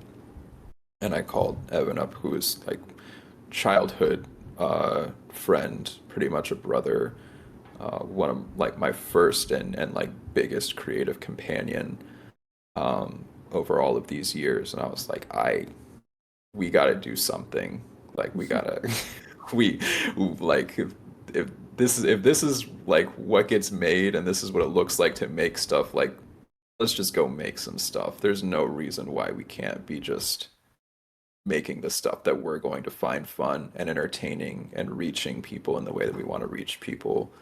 um because that was the other thing too, right? Not just the element of like the COVID era, not getting to like connect with my coworkers or be in the office and like really be as chummy with the people that I was working with as much as I had hoped to. But like, yeah, you're working on episodes and they take like year, like, months to a year to really like circulate it to be where it's like, oh, this is finally airing, this thing that I worked on so long ago. And I don't have kids, the young cousins and, young children that I should have in my life, like, don't live close to me. I don't have like a lot of youngsters around to be like, how is this stuff impacting you? Um, and so I realized how dearly I wanted to feel the impact of what I was creating, for the audience that it was supposed to get to. And so that conversation with Evan was like, we need to make something for the people right now that we can enjoy and feel fulfilled by, that we've like, get some more instantaneous gratification. And that's when we like start working on the card game that we've had cooking. Um, and yeah, ever since then, it's the conversation has very much been about like what what is going to make me the type of artist that I was when I was striving to be in animation. Because that was a tie that was way fiercer, that was way more productive, that was way more like expressive, than like for the times that I was just working the early days of Cartoon Network. I could feel myself becoming complacent in certain ways where it's just like, oh yeah, I see how, and it always jarred me, the people that work in animation that do just treat it like a day job where they just draw for money and then they clock off. They don't do anything else. Um, and it's like, that's just crazy, and that is not me. I need to go do something, uh, about my life and what I have to say about my experiences, and ideally create some tangible experiences and products that like bring people together or make them reflect on their existence in a way that brings depth and value and a shift in perspective. Uh, and for as amazing of a job that Cartoon Network was, it wasn't doing enough of that to sate me. So it's been a process to figure out what that's going to continue to look like. Mhm. It just reminds me of how you were explaining how you would approach your creativity before, where it's like you're seeing people do all these things and you're like, like, it seems like these spots are already covered. Let me go and like, let me go down the path that, not many people, if any, have really been down yet. Or like, let me make something that is going to have like, um, just more of an important impact, to me than this work here, or just something that you can kind Yeah. of pour more of your own intention and yourself into. It's like you can only really put so much of yourself into this cartoon that's like someone else's idea and someone else's vision. Yeah, it's the culmination of so many visions and so much effort that like, you know, your duty is to do your part and to do your part well. And it was fun to do that part, but so much else to do as well. Um, And if you saw that, not to say that you only saw this job as like some sort of stepping stone or anything, but I know that you like to see your endeavors as like tools to express like a greater vision or to kind of go into, to kind of keep going down this main quest even. And what do you think that working at Craig equipped you with while you were there? Like, what did you take away from Craig to make you a stronger creative on the other side of it? I think it's what embedded like a longer form of consistency. Um, it was like the first, uh, it was like the longest that my life has ever been like one way. If that Mm, makes sense. Like mhm, um, I never wanted to keep odd jobs for super long. Um, and those odd jobs were not time spent creating. And even when I was working at the zoo, I was very young. I was evolving a lot quickly, and there was a lot of trial and error of figuring out how I'm showing up in life. Um, but hitting that plateau, it's maybe derogatory to call it plateau, but that's just what's effective for this concept of like, okay, you're here, you have this lease, you have this job, you have this status. All of this will remain baseline for this long. Um, Now you just have to keep showing up and see what happens with that consistency. Um, and so to just have, I mean, even though in one way it's like I'm this marathon cross country runner of, trying to keep my creative identity alive throughout my whole life, where it's just very hard to be stable and it's very hard to be um, successful. um, Matched by these other very short sprints of even when I'm looking at things like the month long, trends and challenges, those are still like very much sprints. Um, but to do something where it's like for a year and a half, almost 2 years, you're just going to show up and do this type of work on the clock. And then off the clock, I was the most consistent creatively that I've ever been. That was like when keeping a sketchbook as a habit became like a staple of my life. I had a sketch group that I was seeing every single Tuesday. I had friends within that group that I would be sketching with multiple times a week, and I was just drawing all the time. And it was just the longest period of my life where I was just, the engine was not only on, but I was just going in a rate where I learned what consistency could look like. I could see what sustainability could look like, um, and that was just like really nice muscles to flex. And I think that's like what inspired, these outbursts since then, where it's like, okay, if this is what the baseline is, then like, what does it look like to boost, to rocket, you know? Um, but it's like, I think I learned how to truly keep the engine going at a certain threshold that I think is necessary for myself, at least. Um, I've not really gotten like art block since that era of my life. I've not like ever reached a point since then where I'm like, why am I doing this? Can I do this? What's the point of this? Like, there's been periods where I've gotten burnt out by doing stuff where I'm just like, that was a lot. I need to rest now.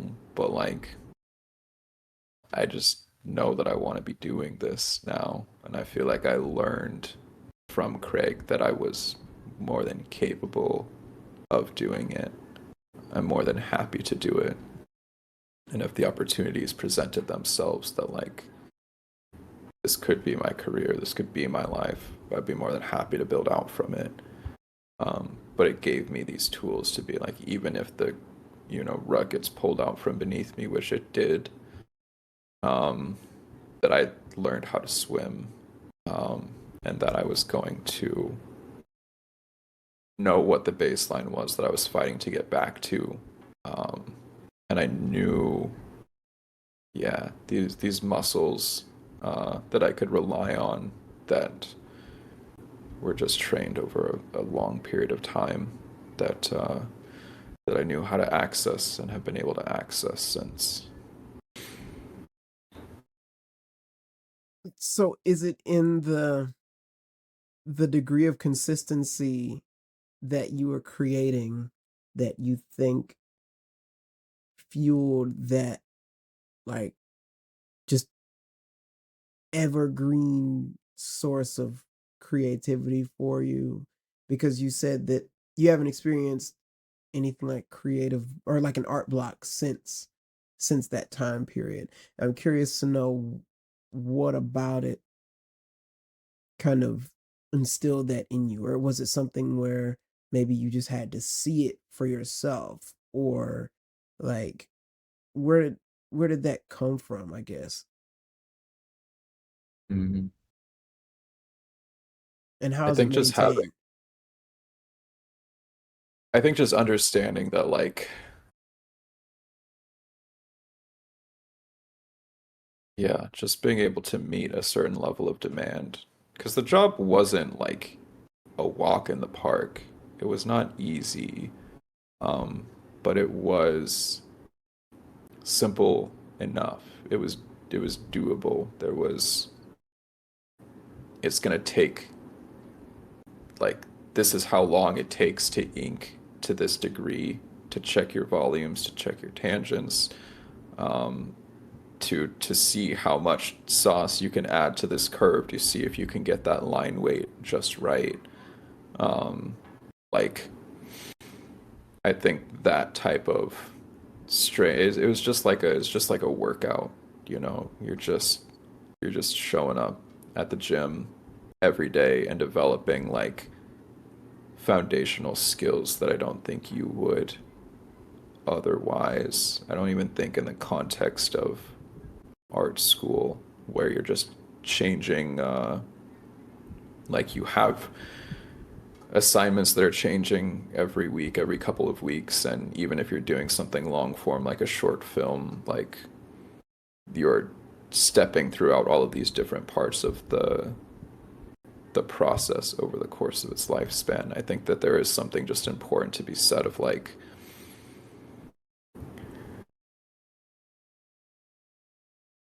I don't know. I think that there is like a certain type of creative that can't work in the animation industry because they can't afford to be like bored by the process of lines, or they can't find enough fulfillment in pulling those lines to enjoy.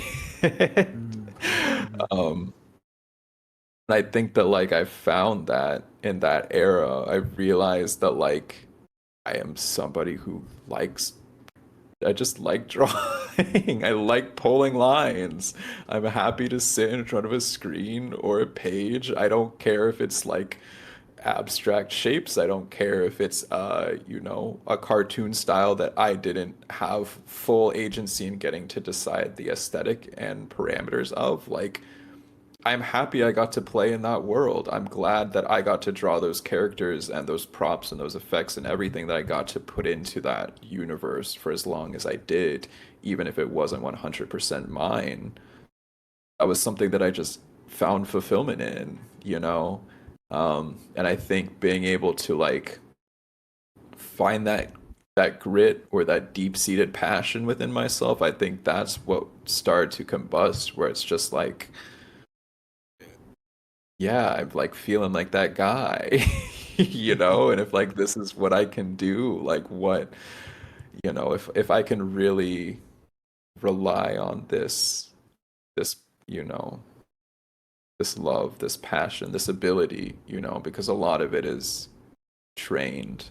I think that even if you just have the passion, if you're just sat into that job role, it's taken the thousands upon thousands of bad pulled lines to get to that point of having fun pulling the ones that are functional. So yeah, I think it was just it was a big skill check, uh, in a very like meditative way, in a very existential way of just being like, oh yeah, I can do this. I know what it's like to continually output.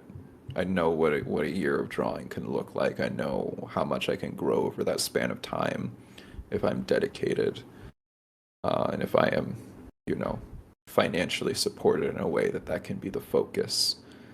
Um, that was, yeah, that the lessons within those circumstances, uh, I think, are unique. I'm not sure what other circumstances outside of working for a show, um, as a character designer for that period of time. I'm sure if it lasted longer, it would be even more immense, which is neither here nor there. But what that was for me was, you know, what's led to where I am now, which I couldn't be much happier about. This answer has gotten me to this like crossroads. I'm not Mm, too sure what direction to take the conversation. I'll bring up the different directions. I'll see which one you want to go down. But yeah. there's a an interesting thing of like the importance and even how to do right of like just putting in reps, because it sounds like that was a time period for you where you just worked, and it was probably enjoyable for you, but there was just a lot of mileage, a lot of pushing the pencil all day, all night, which, I'd like to dive into the importance there and like how you think people can do that kind of stuff correctly. There's Mm. also um seeing the skills that you got from Craig, seeing how that has now manifested in things that you decided to do afterwards. So, like wanting to dive more into the card game with, with Evan, or even um, just how it pushed you into, even into like fetch. And then there's even your other, um, the way that you developed other skills. Like, I know that we still haven't really talked about how you got into game development, and I know that there's music in there too. I'm curious to know about that. And so whichever direction feels smoother for you. It's ambitious, but let's just bridge. Let's bridge them. All right. Wide aside. Um, yeah, let's start with the Uh-oh. reps. Shoot. Let me get Oh, my dang yeah. get my joint. Gotta Bro's turn off these logged things. in right now. Telling you. Camera had to Oh, get me right real quick. so you gotta pay attention right now. Right. Lock Oh, in. that's funny. Um, about reps, about reps. Um, I just have to talk about them in tandem. So practice paired with the correct goal, with the tangible, articulate goal, is like the infallible key to success, I think. And it's very simple. Um, and I think it just leaves a lot of room for people to speculate all of the different approaches to that and what it should look like, etc. Um, but I think that being able to understand where you're wanting to go and what it's going to take to get there, that's that's all you need. You need the map, you need the destination, you need to know what what approaches you have. What's the quickest route? What's the easiest route? What's the most scenic route? Um, these are things that I've started to really become certain about and ingrained on, of like how to navigate and being able to understand a pace that is suitable to like my budget, my timeline. If I, you know, it being able to understand, okay, it took me like from high school, early high school, like 2010 to legit 2020, 20 going into 2021 technically. It's taken me just over a decade to develop my draftsman skills and social skills and patience for opportunities to align to work at the studio that I want to work at. And that's cool as is. The fact that like, I mean, it's its own tangent, but not thinking that I was going to like survive past 30, uh, which is, I don't know, very silly. But the idea that like if everything goes in my favor and I live to a normal life expectancy of like 60 or 70, uh, God forbid 80, like that's still like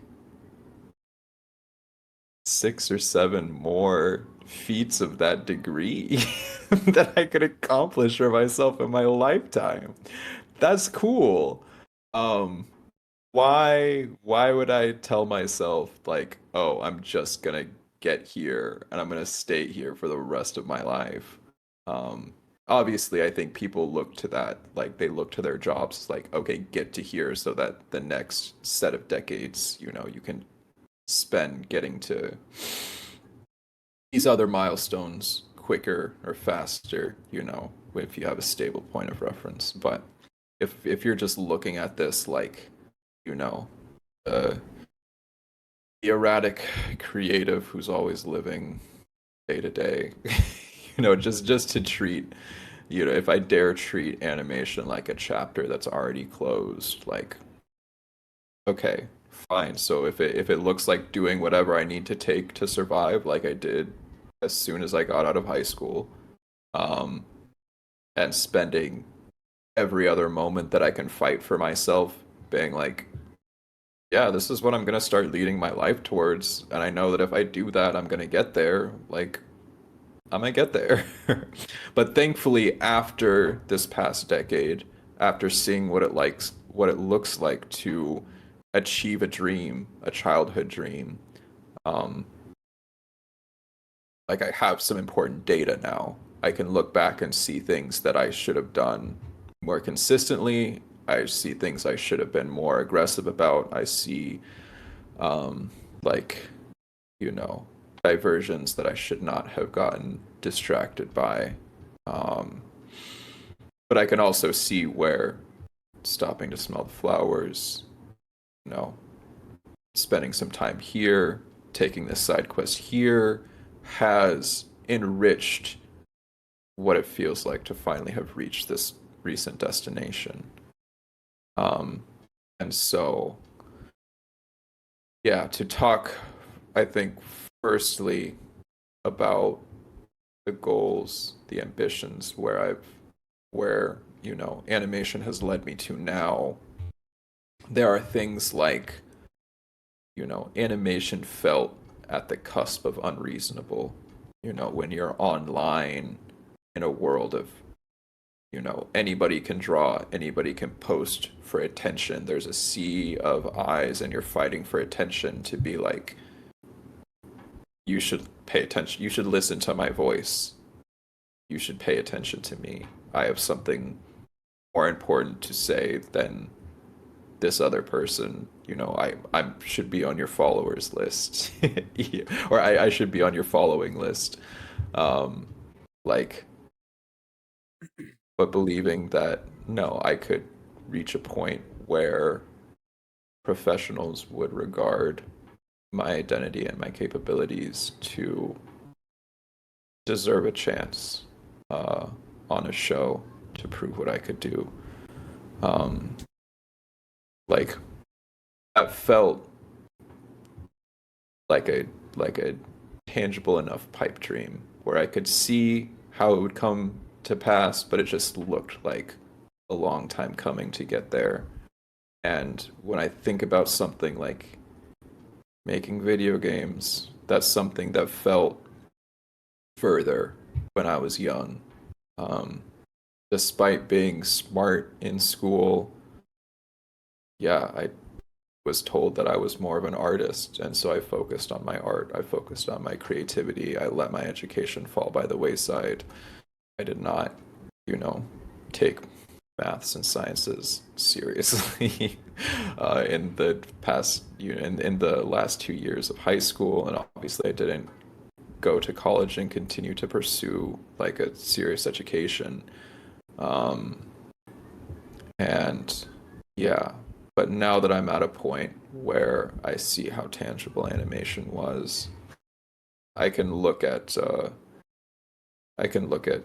game dev and be like, yeah, I spend so much time on Steam playing these, indie releases, and there's no it's the same thing like making a book, right? Where it's like I know that I can make a game. It's going to be a shitty game, but I know that I can make enough shitty games to where I feel like I'm the person that people should be paying attention to because I'm bringing something new to the table.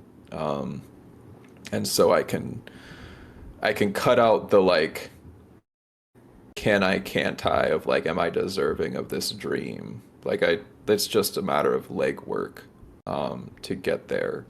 So to bring it back to the reps and the training, it becomes this conversation of like, well, what's going to be like reasonable and sustainable to do consistently, but stress testing yourself enough to make sure that you are growing and actually developing those muscles and retaining that information and hitting those milestones and seeing that musculature build out in line with this metaphor when it's not something that can sustain you, it's like, and that's something that I'm still figuring out. For as much as I know what it looks like to have a routine and a habit with art, with drawing, where I know how long I can go without drawing, and it being okay, to being like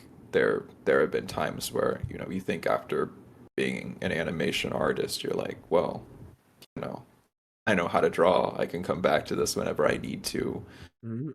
No, you're gonna get rusty. You're gonna get rusty faster than you think. And the more that you let your headspace exist somewhere else, the more that your mind is focused on other things, it will not maintain that sharpness, unfortunately. And so there's been things with game dev just this year where it's like, yeah, I have these really good stints of, ramping up my coding knowledge, and then having to put it on the shelf because it's not something that's paying the bills. I need to focus on surviving. I need to focus on developing myself still primarily as a draftsman, as an illustrator, and for these other, financial opportunities that are more within my grasp right now. And that's just, just what I have to do. But ultimately, I think like the biggest nugget of wisdom that I have in terms of building a habit and creating, uh, you know, just putting in the reps. The goal that you're working towards is there to inform you like the point of that mileage. Like you can't just, and this is something that I beat myself up over when I look back at the years that I spent drawing, where like I knew that I wanted to get into animation, um, but I still let myself feel challenged by like what studio I wanted to work for, or if I was really set on doing character designs. And there were gaps like in my decision making where I was like, well, I don't have all of this stuff decided, but I know that I want to draw for a living, so I'm just going to keep drawing.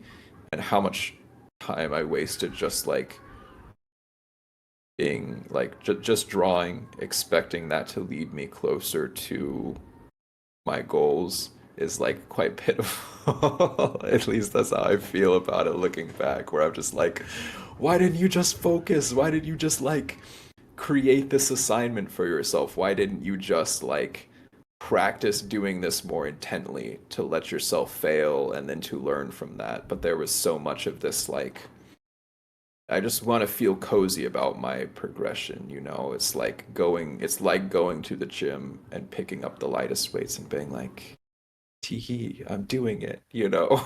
I'm Yeah. gonna, you know, look how strong I am. I can keep doing this forever. And it's like, Mm, you don't want to keep doing this forever. You want to mm, like get to the peak where you have the physique that's, you know, that's impressive, and then you can, you know, coast with that body for a while. Um, yeah, I look back at some of the years I spent drawing, and I mean, I was just having fun with it, you know. I was exploring at my leisure, and I was having fun keeping the practice. But the way that I keep a practice now, it's just vastly different where I'm indulging in it. It is luxurious, but it is so much more intentional of these micro experiments that I'm doing and being like, what does it look like to do that? Okay, noted. We're gonna switch that up now.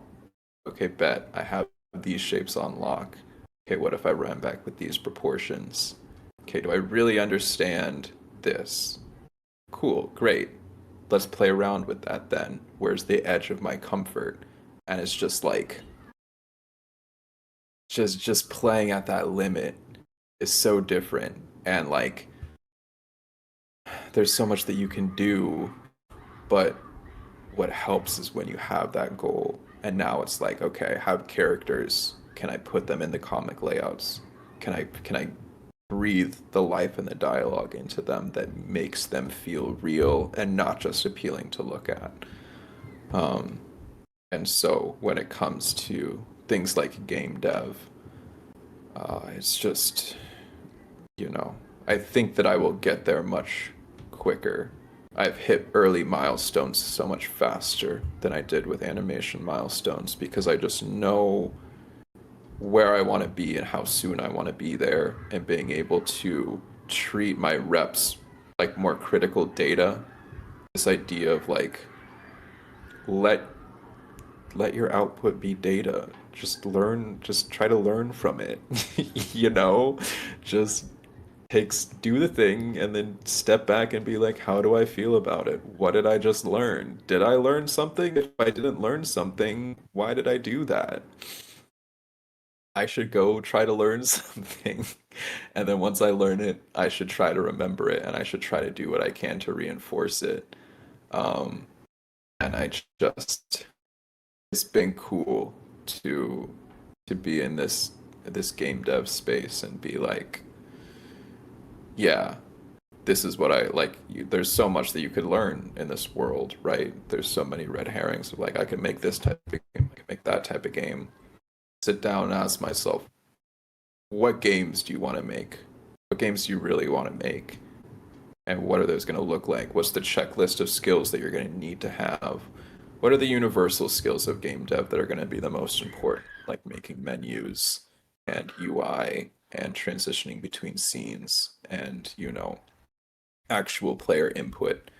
And then what are the simple dopamine mechanics of transactions, of like the players giving you their time, the players giving you a certain amount of inputs. All games are coming down to what types of resources you're trading, whether it's time or digital points or getting to see new images by, pressing a key enough times for a character to reach a new level, and you're hit with the dopamine of seeing something new and cool. Like being able to break things down to these really tangible, uh, like pieces of data of like, do I understand what it takes to make this type of experience?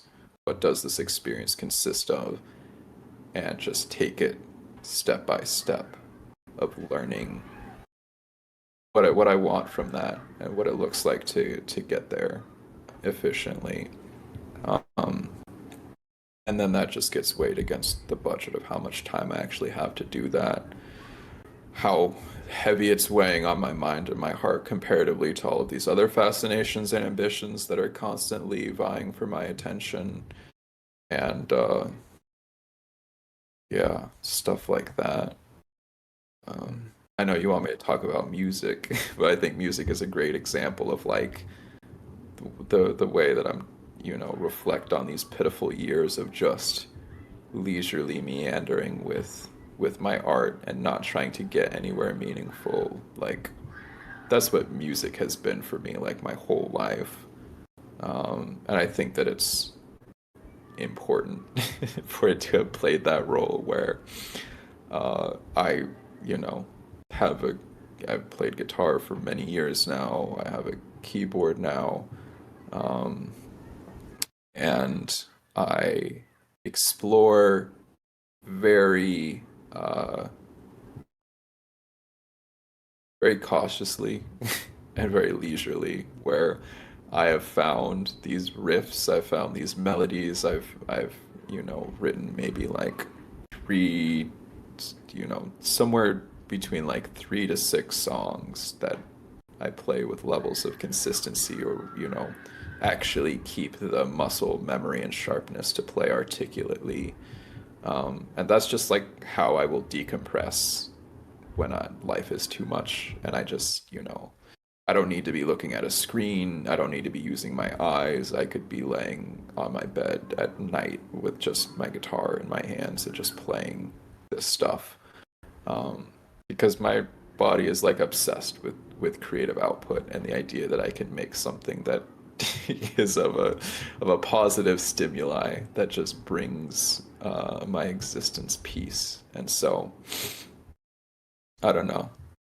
Sometimes, yeah, like the understanding that like my ultimate goal with music is more in just that scenic route of the journey of like, can I just make sure that this is as fun for me as possible? Um, Not to say that there aren't these important milestones of like, when I did used to live in San Diego and me and Evan lived together and we would just like have these music collabs and jam sessions, and there are these other tangents of my relationship with music where it's like, oh no, I find this really fulfilling and stimulating to show up and be like, oh yeah, can I be proficient enough with music to riff off of other people in a collaborative space? Or now with game dev to be like, when I've been able to create these pieces that set the tone for a user's experience to be like, this is the vibe. Can I cultivate that for somebody else? That's been neat. And that's honestly like pushed me to take music more seriously recently than I have in a really long time. And I've also seen myself improve a lot more because of it. And that's just how it goes.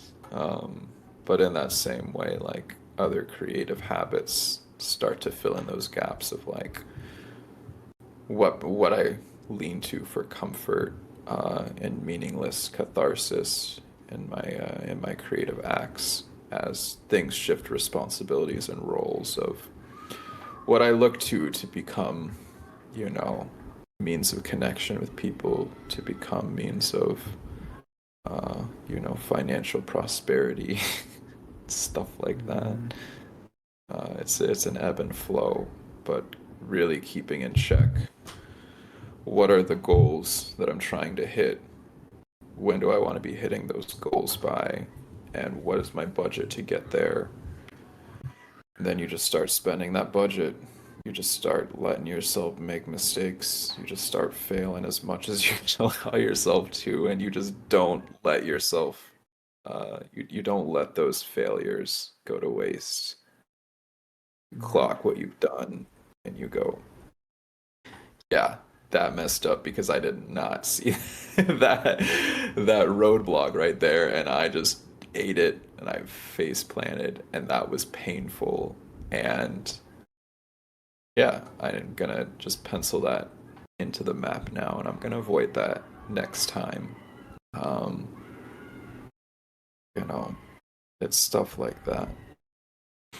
But I don't know if that was a tight enough bow on how to approach the reps in a meaningful way, as well as like why I'm darting off into all of these other directions now. I guess it's just because I realize, like, I mean, I don't know how long I'm gonna be on this earth. I hope plenty, plenty more decades. And if that is the case, I am just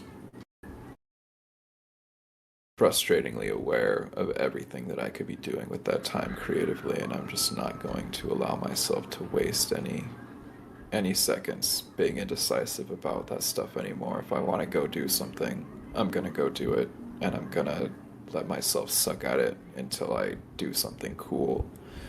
Uh, and then I'm just gonna feel really good that I just let myself exist, where like so many people are just so scared of being perceived. They're so scared of witnessing themselves fail. They're so scared of who they're going to become or what they're going to become, if they're going to become enough. Like, you just, I don't know.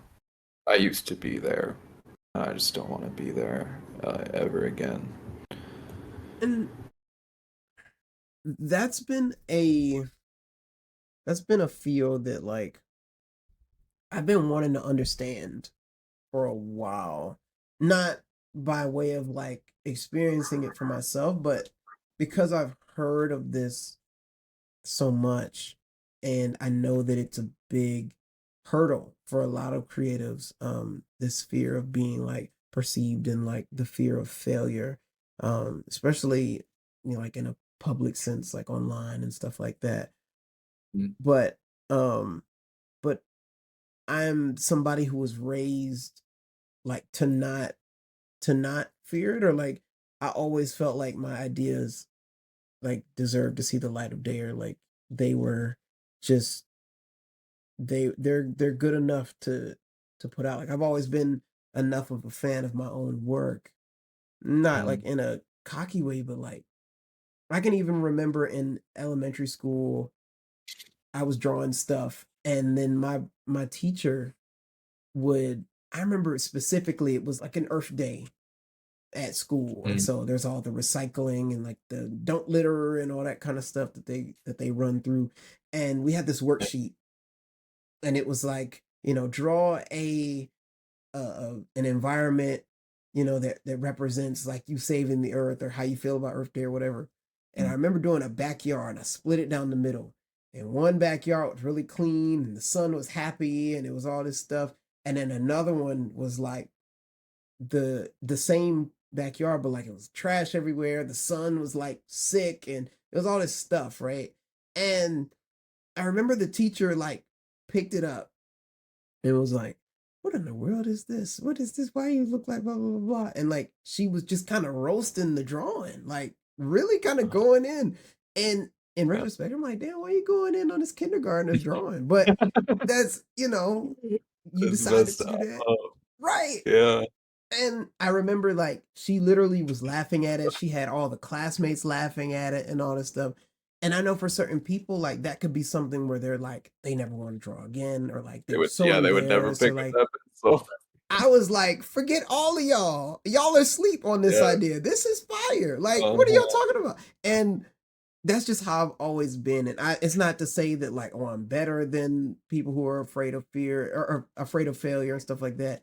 But it's something that I've wanted to like be able to understand and empathize with, because I don't like I just haven't been that way. Like I've always been okay with like just trying it, as long as if it's something that I want to do, doing it, and like even if it's not that good, just try it. Just put it out. If it sucks, whatever, like because at the end of the day it was like your idea and like you wanted to just to do it. And from if you've experienced that, you said that you've been there before, how were you able to kind of like see it and then be able to move past it? Like it feels like based on how you explained it to me, maybe you hit like a boiling point or like a corner where you're like, man, forget this. Like I'm gonna just do it. I'm tired of being scared, or I'm tired of this feeling or maybe like the limit it had on your life. And curious to know how you were able to turn out of that corner like that. Yeah, I think I just came to the understanding that that fear wasn't going to bring a sense of like fulfillment and acceptance that I wanted. If being like quiet in the circles that like I wanted to be in was the only way for me to be in those circles. Like, but you get there and you realize like I'm not having a good time. um I, and it's I don't know. I think that like I have fought hard to fit in. I have fought hard to be understood. Those have been yearnings of mine since forever. And I think that like time has always told me that that's just like I have found more of a sense of belonging when uh yeah, when I show up for myself. Um and that's not to say that there is like it's not always so it's just not black and white. It's very gray and murky. There's definitely like a time to I don't know. Like I just feel like I'm so much more aware of who I am now that there's just less of a pressure to prove myself. Um, I think that there's people on the opposite end of the spectrum, where it's just like they need the attention. They need to put all of themselves out there.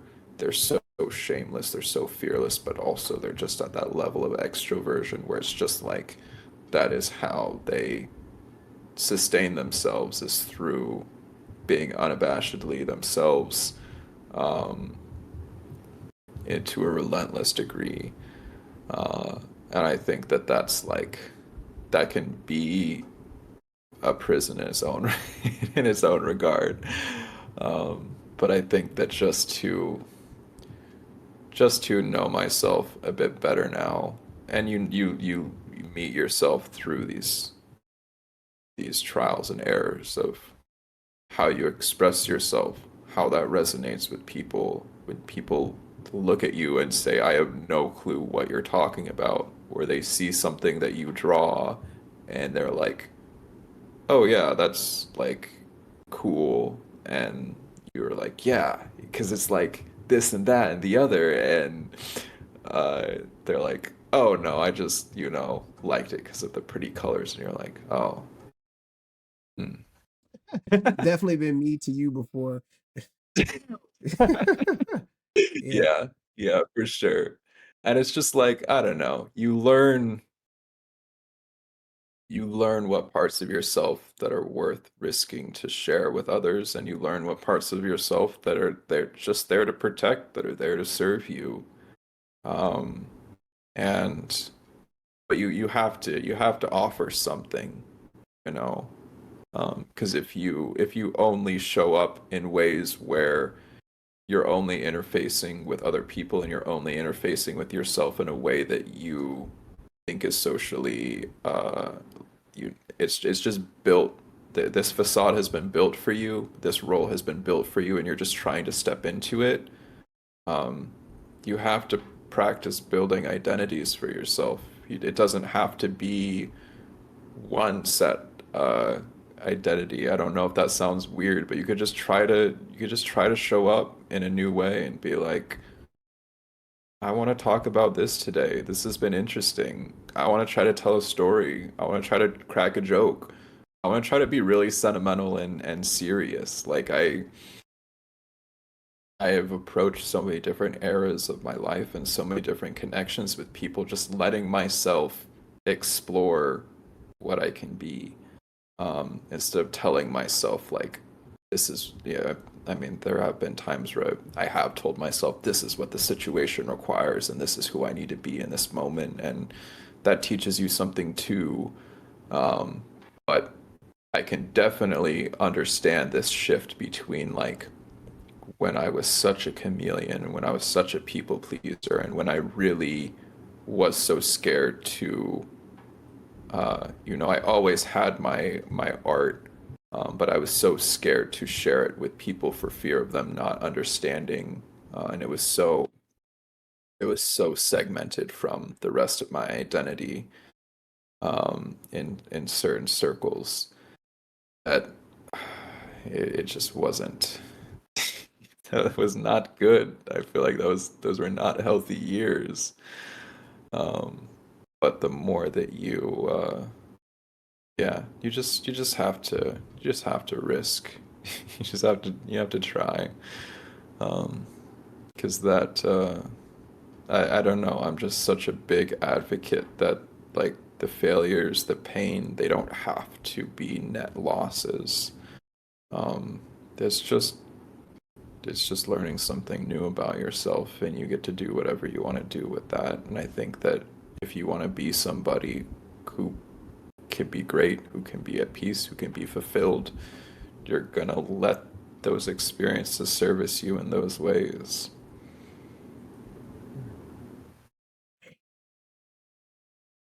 So real. Mm.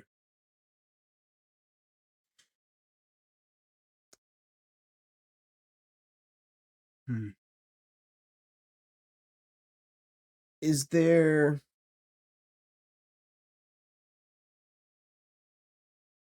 Is there something that you feel that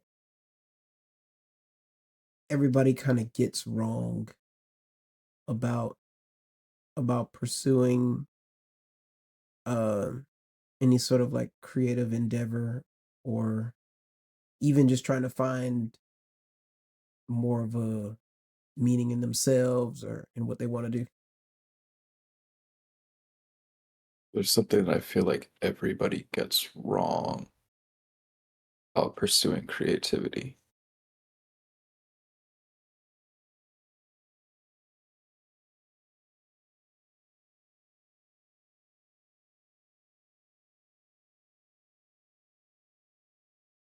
Hmm.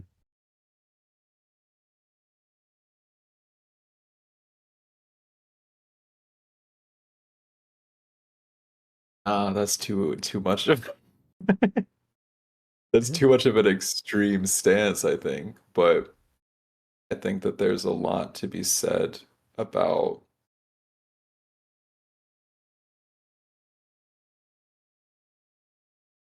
yeah, just having a an awareness of perspective, not even a specific perspective. I think that if you want creativity to be one thing, I think it could be one thing. If you want it to be something that's really heavy and important and meaningful, it can be that. But it can also be something very inconsequential. It can be something very nebulous. Um, I used to, this is like uh, a big embarrassment. I'm still figuring out how I feel about it, but for many years, in formative years, definitely in like as recently as coming up to LA and really leaning into this, like it's go time. Like I need to figure out what it's going to look like to make my creative career dreams a reality. It was like a deep value of mine, and an understanding that being more in touch with my creativity was like a sense of enlightenment, like a something that like people on the other side of being in touch with their creativity are just like, they just haven't like that's just like a part of being human or being alive that just we're just waiting to tap into, or is a marker of like being evolved, being realized, really being alive. And it's been very curious to look back recently and to really question. I think that my dedication to creativity, I think being able to cement my identity as a creative and being like a reference point of what creativity can look like in this day and age, in the animation industry, in certain online communities and stuff like that. Um, but I think that like I've finally reached a point where I'm starting to see where creativity is playing its like where it has its place in my life. And I think that like there are ways in which creativity can become a lens to filter everything. You can be creative in any regard of your lifestyle. This idea of like to approach something in a new way and to focus on your expression and to really be perceptive of like how you're channeling your experiences, what impact they're having on you, and what you're going to say about it and who that's going to connect you to. And like I think it's been very important. I think it's been very beautiful. I think it's been very enriching to spend so much of my life so deep in that. But then there's also like parts of my life where I'm just like, I don't feel like I need to feel like a certain way about this. I don't think that I need to think about like how like it's crazy when I look back on certain eras of my life where you're going out, you're experiencing something, and you're thinking about like, how is this going to affect this story that I'm going to tell? Am I going to make a design about this? Am I going to like do something to encapsulate this moment forever? Like, there's like that weight that you carry with you, and it's like it's a good weight in many ways. It's fun to tease it out and to be like, what do I really feel about this? What are the ways that I could express this? What are the ways that I could encapsulate? Like, this moment is so beautiful. It's a gift from the universe that I got to experience this either on my own or with friends. This is a time where I have just felt so alive, and now I can do whatever I want to with it. What if I made something so profound that I could really impact other people? What if I made something that's really important because of this? That's just like a very enticing place to be. And like it's cool. There's no two ways about it, especially when you have the skills to do some cool stuff. It's led to some cool art. It's led to cool connections with people. And like there's no two ways around that. There's also something to be said about presence. There's something to be said about connecting with other people that aren't connected with their creativity or are not impacted by art. There are like important people in my life that are like, yeah, I don't like that's cool that you draw pictures, but like I want to be out there living my life. And I have to be like, yeah, I do respect it. And I feel secure enough in my own identity now where like I don't have to live and die by my creativity, and I can aspire to have some of those traits for myself more, and I can feel a bit more present showing up in life. And just being like, that shit was cool. I'm so glad that I had that conversation. I'm so glad that I got to see that site. I'm so glad I got to feel those feelings and like hang on to them or let them pass, but know that they're like that is it's beyond me. That moment came and went, and I'm the person that I am now because of it. but it has nothing to do with like what I have to say about it. There's nothing to be said. You're just like, you were just there to witness it and experience it, and that was that. Um, and that's just like something new that I'm like having to stomach, that like I spent so much of my life like in the trenches of not doing that. And it's I don't know. It's something I'm Mm, still figuring out, honestly, because the bug will bite, and it will bite hard in these beautiful moments that, you know, it just contextualizes them differently. Uh, and it's not for always strictly for better or for worse, but it's just like I'm aware now of the other side, and I don't want to be so just like in it uh, anymore, because I think it enriches both. yeah.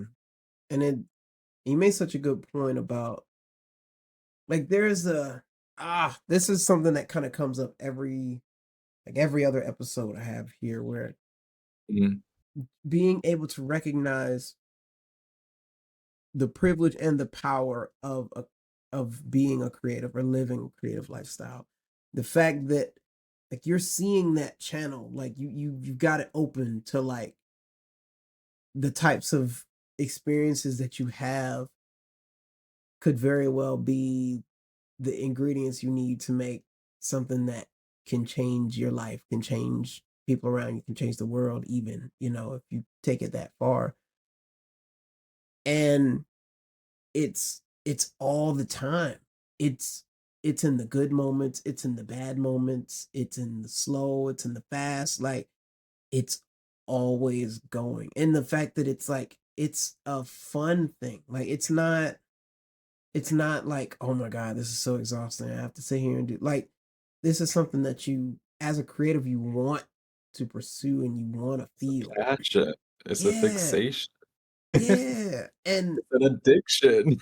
yeah, and like you get to just do that like all the time. Yeah, And yeah. I told you about how I started doing the story challenge, making the stories every day or whatever.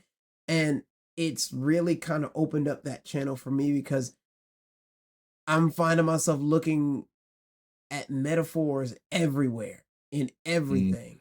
And it could be the smallest things. Like it could be just like making breakfast or some shit. And you just like frying up eggs and then like you might drop one on the floor and then like you can even see like, oh, what could that be or who, this could represent something or this could be some silly character in this kind of way. And it's it's like it's a beautiful thing to be able to like live with and kind of it's a lens that you can look through and it's something that I don't think a lot of people realize that they have at their disposal. And but once you do realize you have it, it's like I think that's when you kind of you really start making cool stuff because then you don't even this is irrespective of skill. You can be not that good at art technically and still make yeah. engaging stories because of what you see and how you feel about it. And and that's something like people can literally start immediately. And there's something really magical about that. And I think that just goes over people's heads all the time and it's It heartbreaking. does. It's It does. heartbreaking because then they're like, but I still don't have my style or like I still how's that gonna grow my Instagram following? Or like, how And am I gonna make it's money crazy off that of there's the flip side of people that have such a clear style, or there's such proficient painters or draftsmen, but they've been so set on channeling the world through this funnel, or only drawing these types of things, only expressing this type of thing, and being like, are you even a creative? At Mm, you don't even see the evergreen field of just endless possibility of shifting your perspective and adjusting your tuning to just finding something new and unique in the mundane and trying to do something new and profound with it. That's very fascinating. And it's always Sorry, I it's cut you always on. off, No, you're but good. You're good. it's such a the rabbit hole of like, yes, to have the creative bug and to just be like fascinated with everything in life and how it connects to each other, and to be in a position where your skills and what you can create can help people see that, to stretch their minds and their hearts a bit more, to just consider things that they just might not have the innate sensitivity for, just might not take the time to pay attention to in their day to day. Mhm. And then what's so cool about that is that once you kind of introduce that idea to them, depending on the person and how they took it, it can open up that kind of thinking for like the future. Then they just start seeing all of those situations kind of like that. You're literally changing these people's perception on life. And it's like you have the power to do that with this. Yes, sir. Yes, With that. sir. That's correct. Like I It's don't know. something else, man. It's something else. People gonna get it one day. I hope. People gonna get it one Oh, day. and listen, and for the ones that won't, like, I've stopped seeing lesser of them, but it's something where it's like you just get to appreciate, like, uh, I feel like we didn't get to talk about much. We probably should chat for it too much longer. But this idea of like when I was teaching, I think we spoke on this briefly, but like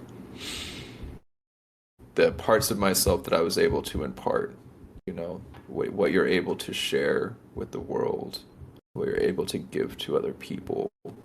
Like, oh, that's cool.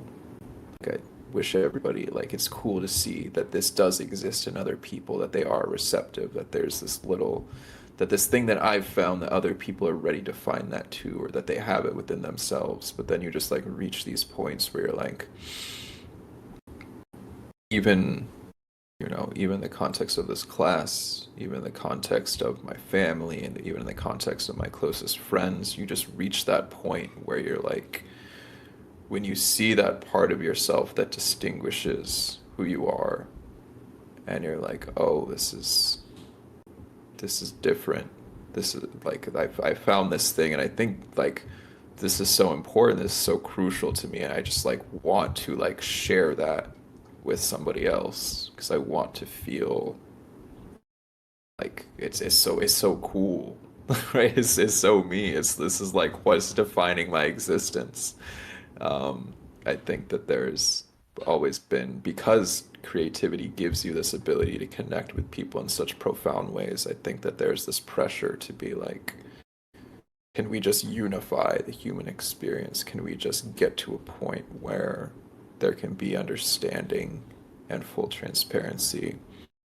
Um, but I think I've like come to this point where it's like those indescribable points, these things where it's like they're just such transparent, visceral truths to you that just nobody else gets. Like, that's just you.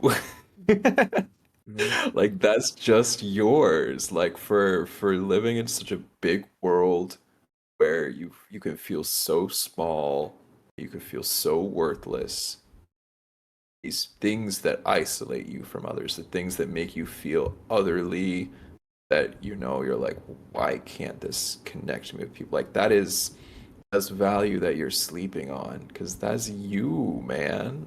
Mhm. And like, such a new conversation that I've had with myself recently, but it's so neat to get to put in perspective of like, for everything that I can't share, everything that I can't get to connect with others over, that's something that I get to connect with myself, and it's about time that I like start giving myself those flowers. Um, so when I see you talking about this feeling that I feel of like, man, I just wish everybody could like let that creative bug bite them. It's like I just gotta be happy that it got me. Yeah. And I gotta do everything that I can with it that other people won't. You know, that's the only way forward now, unfortunately. Unfortunately. Mm. Yeah. Yep. Well said. Hmm. And so in terms of okay, in terms of like, I mean, we've talked so much about the creative process. I mean, inside and out. Um, what kind of things are you shooting at now? Like, what kind of things, now that you have all these tools that you've collected over the years and all this training, I mean, what dragon are you facing now? Mm. I think the dragon that I'm facing is like now that I am like so much more secure in my identity, what I want to do with that. Because I have to do something. And I am like, while security and a sense of self, it does give you the tools to step into those into boxes for other people because you don't have to take it so precious. You don't have to conflate it so much with your identity and your ego or anything. You can just be like, well, I know who I am. If I need to show up to do this thing to move my life forward or to connect with these people or to learn this new thing, or to get some cash, you know, it's like, yeah, you do that. But the fact that like now I see the through line of like who I really could be based on who I am right now, I really do want to just keep actualizing, um, yeah, to just keep testing my limits and seeing what I'm capable of, throwing myself into like all of these different pools that I told myself were off limits, that I told myself that like, oh no, I am me because I don't go there, because I don't do that thing. Whereas now I know myself to be that like whatever territory I tread into, like I'm going to navigate it in the Thai way, and I want to see what that looks like, and I want to show other people what that looks like if I find myself doing something interesting, and if I find myself doing something that I think would be entertaining or educational or beneficial for other people to be inspired by.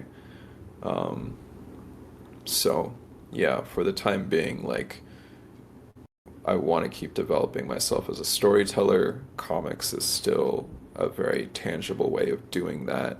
I've been having a lot of fun over the past couple of weeks exploring that more for myself. And then, of course, game dev is uh, maybe like the new big North Star of like my creative hopes and dreams of what experiences I can create for people. But then there's everything socially, like stuff with GNA and the card game, where it's like for as much as I want to achieve for myself personally as a creative or financially as a creative, um, there's a lot I would like to do socially as a creative, not just in like making products that bring people together like card games or event hosting, but actually bringing that together in more team-centric settings where it is a lot more focused on collaboration. It's a lot more focused on finding mutual through line, a vision that's discovered together between two people that's equal parts. Um, those are those are mountaintops that I I just dream of being able to familiarize myself with. Um, so yeah, I think that that like trifecta of like what does it look like to be financially stable through my own creative efforts still is something that's like constantly in flux, being able to look at what, you know, the social fulfillment with creativity looks like, whether it's G&A or teaching, and then just like the personal artist side of like what is my existential limit as Ty and what can I do? Can I really just make a video game? Can I make a game that people will say, yes, this is fun? So to make an experience that like this is something that's kind of like in my mind as a metric of like I'm curious how long somebody has spent with Fetch, reading Fetch, like experiencing it. Because I think for the most part with my art, like I don't think anybody has like spent what longer than an hour total, if that, of like spending time on one thing that I've created to processing it, experiencing it, trying to unpack it. Um, Maybe honestly, what's crazy is that there's probably like songs that like people in my life I've sent to that they have probably looped more time than an hour, which is crazy. Um, but like games would be something of like, oh, like this is to the excitement, the pressure, and the responsibility of like, oh, something that somebody might spend like tens of hundreds of hours with. Can I justify that? Can I prove that I can make something that is like fulfilling and sufficient in that way and enriching beyond that? That'd be cool, man. So Yeah. that's what I'm working towards. Mm. And it just makes you think too, like with Wickers, I mean, we spent like, maybe 4 or 5 days making that. And if done correctly, you could beat the game in like a minute. So true. So And true. so to make something that somebody would spend like hundreds of hours on is just think about like the sheer level of content. But at the same time, it could be something that's easily playable, like easily replayable, like Right. like Right. like Balatro. Balatro it's got a ton of stuff to it, but it comes through in random ways, and it kind of makes itself fresh and new again and again and again. And so it's not that it has loads and loads of content, but it's just like it's put together in the right way to where you can just play it over and over again. So I guess there's a couple of Yeah. ways of going about it. Yeah. And like, I don't know. This is like a whole other topic of conversation, but like people's experiences with their own work. But like I have sketchbooks, like like, you know, old sketchbooks now that are like important to me, and I will just go back and look through them on a regular basis. And it's just like, oh man, like every time I come back to this, I feel like I'm learning something new. I'm seeing something different. And I'm learning more about the myself that drew it and the who I am now. And it's like I'm hoping that I mean, I don't want to just be like making like hundreds of hour long RPGs or like addiction simulators that just are trapping people in a dopamine loop, but like to create something that like gives people a point of reference to come back to, something interesting to experience again and again in different ways, and like I don't know. Yeah, to just have entertaining or profound experiences with that. Just am curious what tools that medium has for that. Even if it's just something for myself. Like I like Lurch, the like second prototype that I made just prior to Wickers. Like that's a game that not a lot of people have played. I myself have probably spent more than like, you know, a couple of hours playing it. To have created a game that I enjoy playing and returning to. And when I get a game over, I'm like, oh, I want to run that back because like I've created an experience that is like fascinating and stimulating for myself, is so cool. So I don't know. it's just a lot to explore, I guess. Absolutely. Absolutely. I'm excited to see what you come up with, man. Like, I'm sure, I mean, it's like how it's been, like based on what you're telling me, like finding, you see what people have going on, and you're like, they do this really well, but what are people not doing well, or what are people not doing? And then you just like cut in, you cut into it. And so, Well, um, there's a for lane sure. just for you. Mm, yeah. Mm, so many things. One of the I knew from the jump that like this conversation would be like tough to end, because I feel like we could just talk about No, we, all we these. like talk for like 5 to 6 hours. Yeah, it could just go. Easily, It's too easily. many things out there, too many things that are interesting, too many things that, like, I mean, it's just unexplored, and but it's one of them things, I guess it is a point where, you know, should put a pin in it. How do you feel about the conversation? Is there anything that we've missed for you? I mean, I feel bad that I've been doing most of the yapping. I feel like I wanted Nah, to it's about you. hear hear more about your perspective on things, but well, we have endless amounts of time on our hand for other conversations to dig back into this stuff. Absolutely. Uh, but It's I'm on record just, now. yeah, it's true. It's on record now. But this was great, man. I really appreciate you for having me. I feel like we got to touch on a lot, even though in ways it just feels like the tip of the iceberg. It's like that a lot of people don't get to hear us yap and muse about this stuff, so it's a good intro to it for sure. For sure, man. And like, Yeah. and I think that, um, I mean, there's always been, like, on every podcast that I've watched, that I've taken inspiration from, there's always like a handful of people who will come back again and again and again. Um, for the Diary of a CEO, it's always Simon Sinek, the guy who made the Infinite Game, the Find Your Why. The dude's episodes are always like key, and I mean, he's been on the show like 4 or 5 times, and Mm.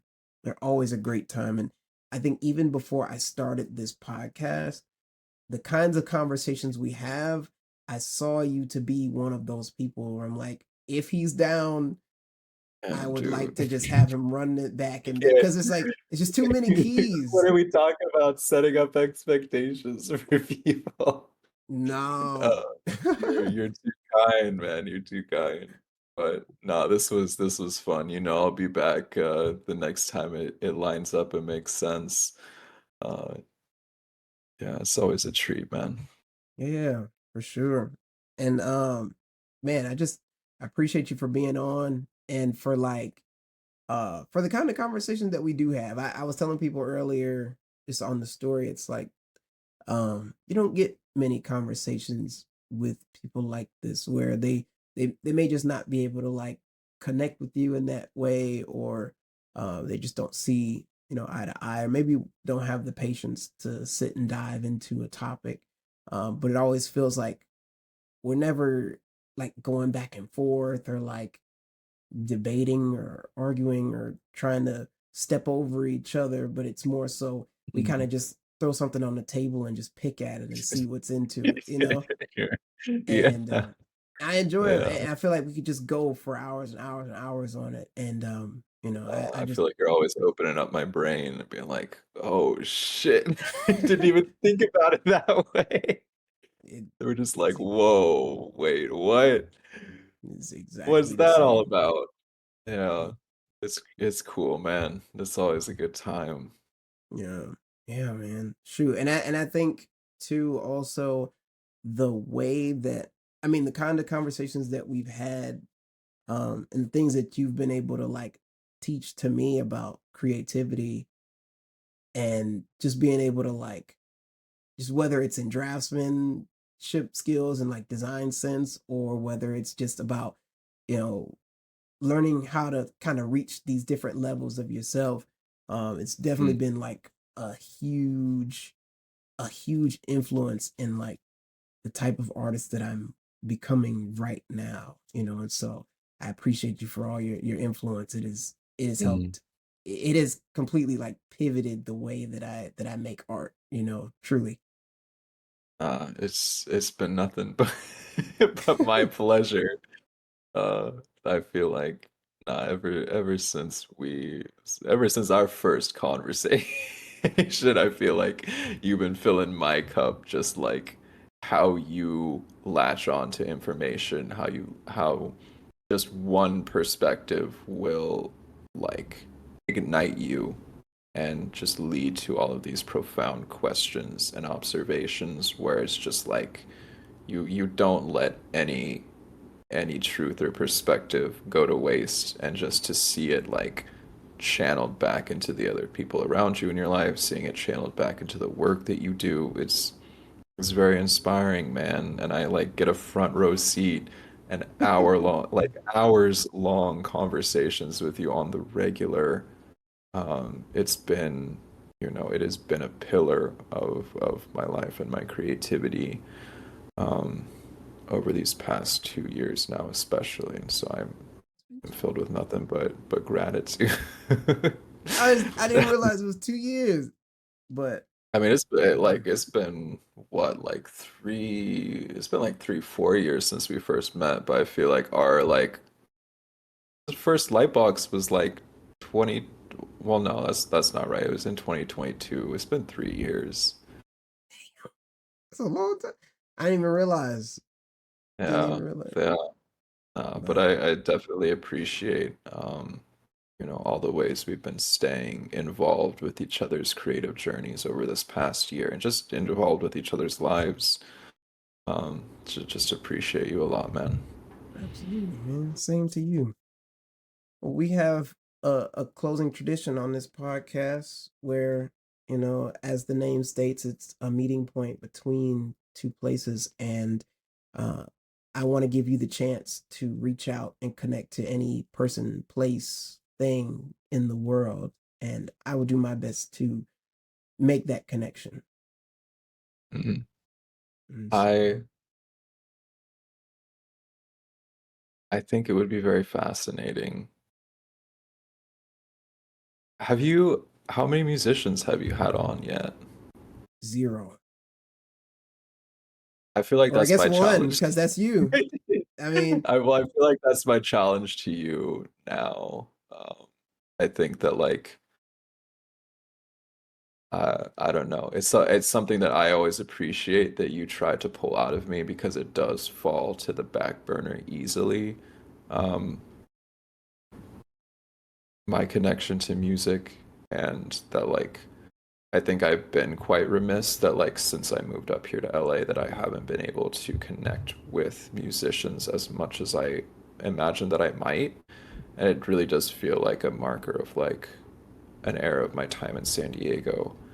Um, and so just in terms of like these things that I idealize and dream about, like being able to make music videos, being able to collaborate with artists in the music industry, and just there's such a huge playing field of everything that could look like. Um, but my network of, yeah, musical artists that are aware of what I do or interested in what I do, I feel like is limited somewhat, is somewhat. So yeah, I know it's not like a specific like I feel like I am somebody when I know who I want to connect with, I just take the steps to reach their doorstep. So I guess this is more of like a plea of intrigue of like if you feel like there are musicians, be it out in Atlanta or anywhere on your radar, where you're like, oh, I think this is somebody that, we might vibe together, or yeah, just to give me another person to listen to on this podcast. You get to hear their perspectives of how they navigate creativity through, the music lens. I feel like I've just realized that, like, the creativity is the engine, the medium, and the field is the tool.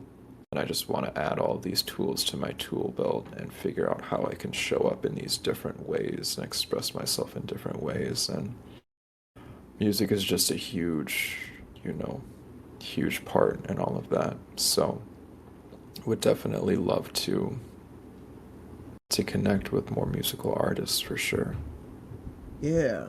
And as much as I talk about, as much as I try to bring the conversation of music to you, I don't know, I don't really know much about your taste in music. And, even when I was making your post earlier, I try to put a song on that Mhm. post that kind of is representative of this person's like taste, or maybe they're just their appearance, their vibe, or whatever.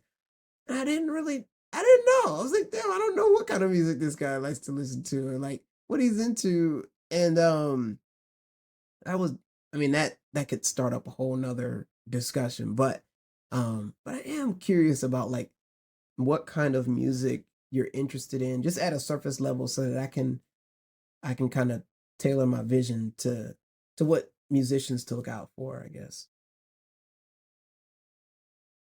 I think there's categories for sure. I think when it comes to like people that produce music for projects like video games and stuff like that, of course, that's very fascinating, very relevant, very interesting. Um, when it comes to my own personal uh, relationship with music, a lot of it comes down to, you know, music. So people that are like, yeah, I guess people that are just producers more in a general sense, people that like maybe play an instrument or a keyboard, but really like to sit down and put stuff into FL Studio and Ableton and stuff like that. Mhm. Um, and then I don't know. I feel like music is weird and connecting with people over music is weird because it's a lot of like how I process my mixed culture where it's like it's like so black and white, ironically, where like on, the car ride to like an errand, I will be like listening to to some folksy emotional shit and like getting teared up and like being in my feels and feeling like a sad white boy. Um, and then I'll just be writing back, like blasting some trap beats and just feeling very hood in some ways, and it's just a very strange, two perplexing extremes that are like both very like dear to my own personal cultural identity, but are just like spread very, very wide across genres and across, yeah, ways that I approach music and how it fulfills me and what I get out of it and my own personal experience with it, I guess. Um, yeah. How'd you feel about the song that I put for your post? It was a K Tronada James from his new album. It's Yeah, like, I like Case. I haven't listened to the new album if I'm being honest. no, all But good. it's vibing, yeah. Okay. Okay. I thought Just still. okay, because it's just because I mean I think based on what you said, I have like an overview of kind of um definitely I know what to look for, but just in terms of like the general taste of like kind of where you revolve around in like a just like a level one type sense. So yeah, Totally. that's cool. That's cool. It's Like very it's a total mixed bag. That's that's me being a mixed kid. I mean Yeah. it's one of them things that I used to think that like I don't know, especially growing up as a black kid, there was like you had to listen to black music, or you gotta listen Mm, to, if you're not listening to R&B, if you're not listening to rap, like You can't be listening to no, they would call it white people music. You can't be listening to that white folks music, man. What you doing? Like, turn on some whatever. And I'm like, dang. And as I've gotten older, you shed that expectation, and you're able to like dive into other ventures. But even still, I was always like, I know for a long time when I was younger, I listened to like only dubstep, like exclusively. That was like my joint. Like, Uh-huh. and then I started kind of putting other stuff into my palette, but it's a thing. Like, you just kind of, especially nowadays with like the streaming services, you can kind of like Yeah, cherry pick songs and make these playlists so easily. I mean, you can just, I mean, there's all kind of stuff, you know. Do you use Spotify? absolutely. I do. Yeah. Do we gotta put together like a blend or something. I'm curious. I gotta see what you're Definitely. working with. Definitely. We'll throw Cool, together some cool. stuff for sure. Mhm. Cool, man. This was great. This was Yeah. so much fun, man. Uh, I As gave you always. so much to edit now. Nah, this is good. This is good. Oh, yeah. This is This was good really stuff. good. I And feel like like, I was worried. I wasn't worried, but I was interested to see like what the flavor of this kind of conversation would be. And obviously it was, yeah, like a little bit more one-sided, but it still felt like very, very close and very true to just like ways in which we talk and connect. And I'm glad that we got to capture just a bit of that, you know? hmm Yeah. yeah. And I mean, it is, I mean, it's perfect for me because yes, I want us to have a conversation, but at the same time, the viewers see me every episode. And so I want them to really have a focus on you because you're the one that they don't get to see all the time.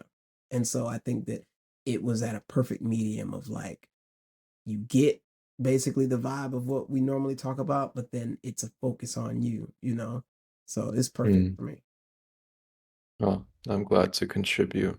Always glad to just vent about creativity and what it means to be on this planet and have the opportunity to make stuff because it's just cool.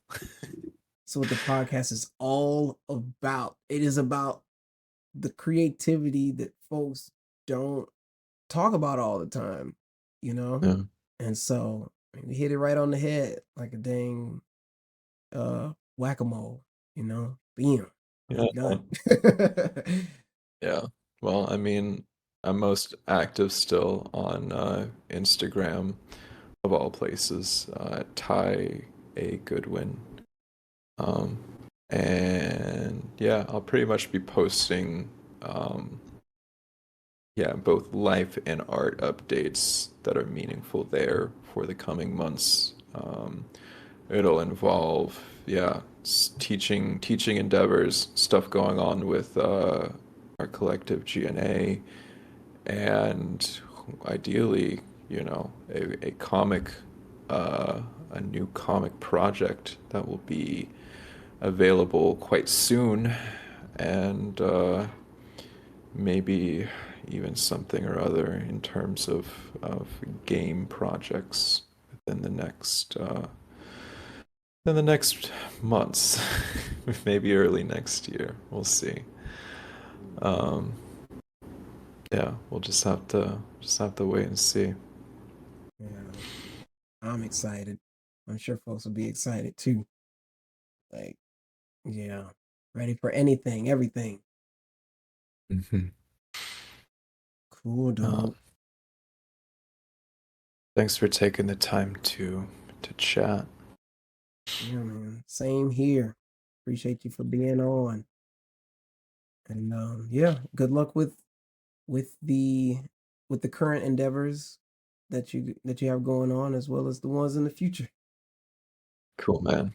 All right, well, I appreciate you. It's always crazy that like when it's late for me, I know how late it is for you. So I hope you can find some time to rest Yeah. tonight, and yeah, I'll Ah, catch up with you soon, man.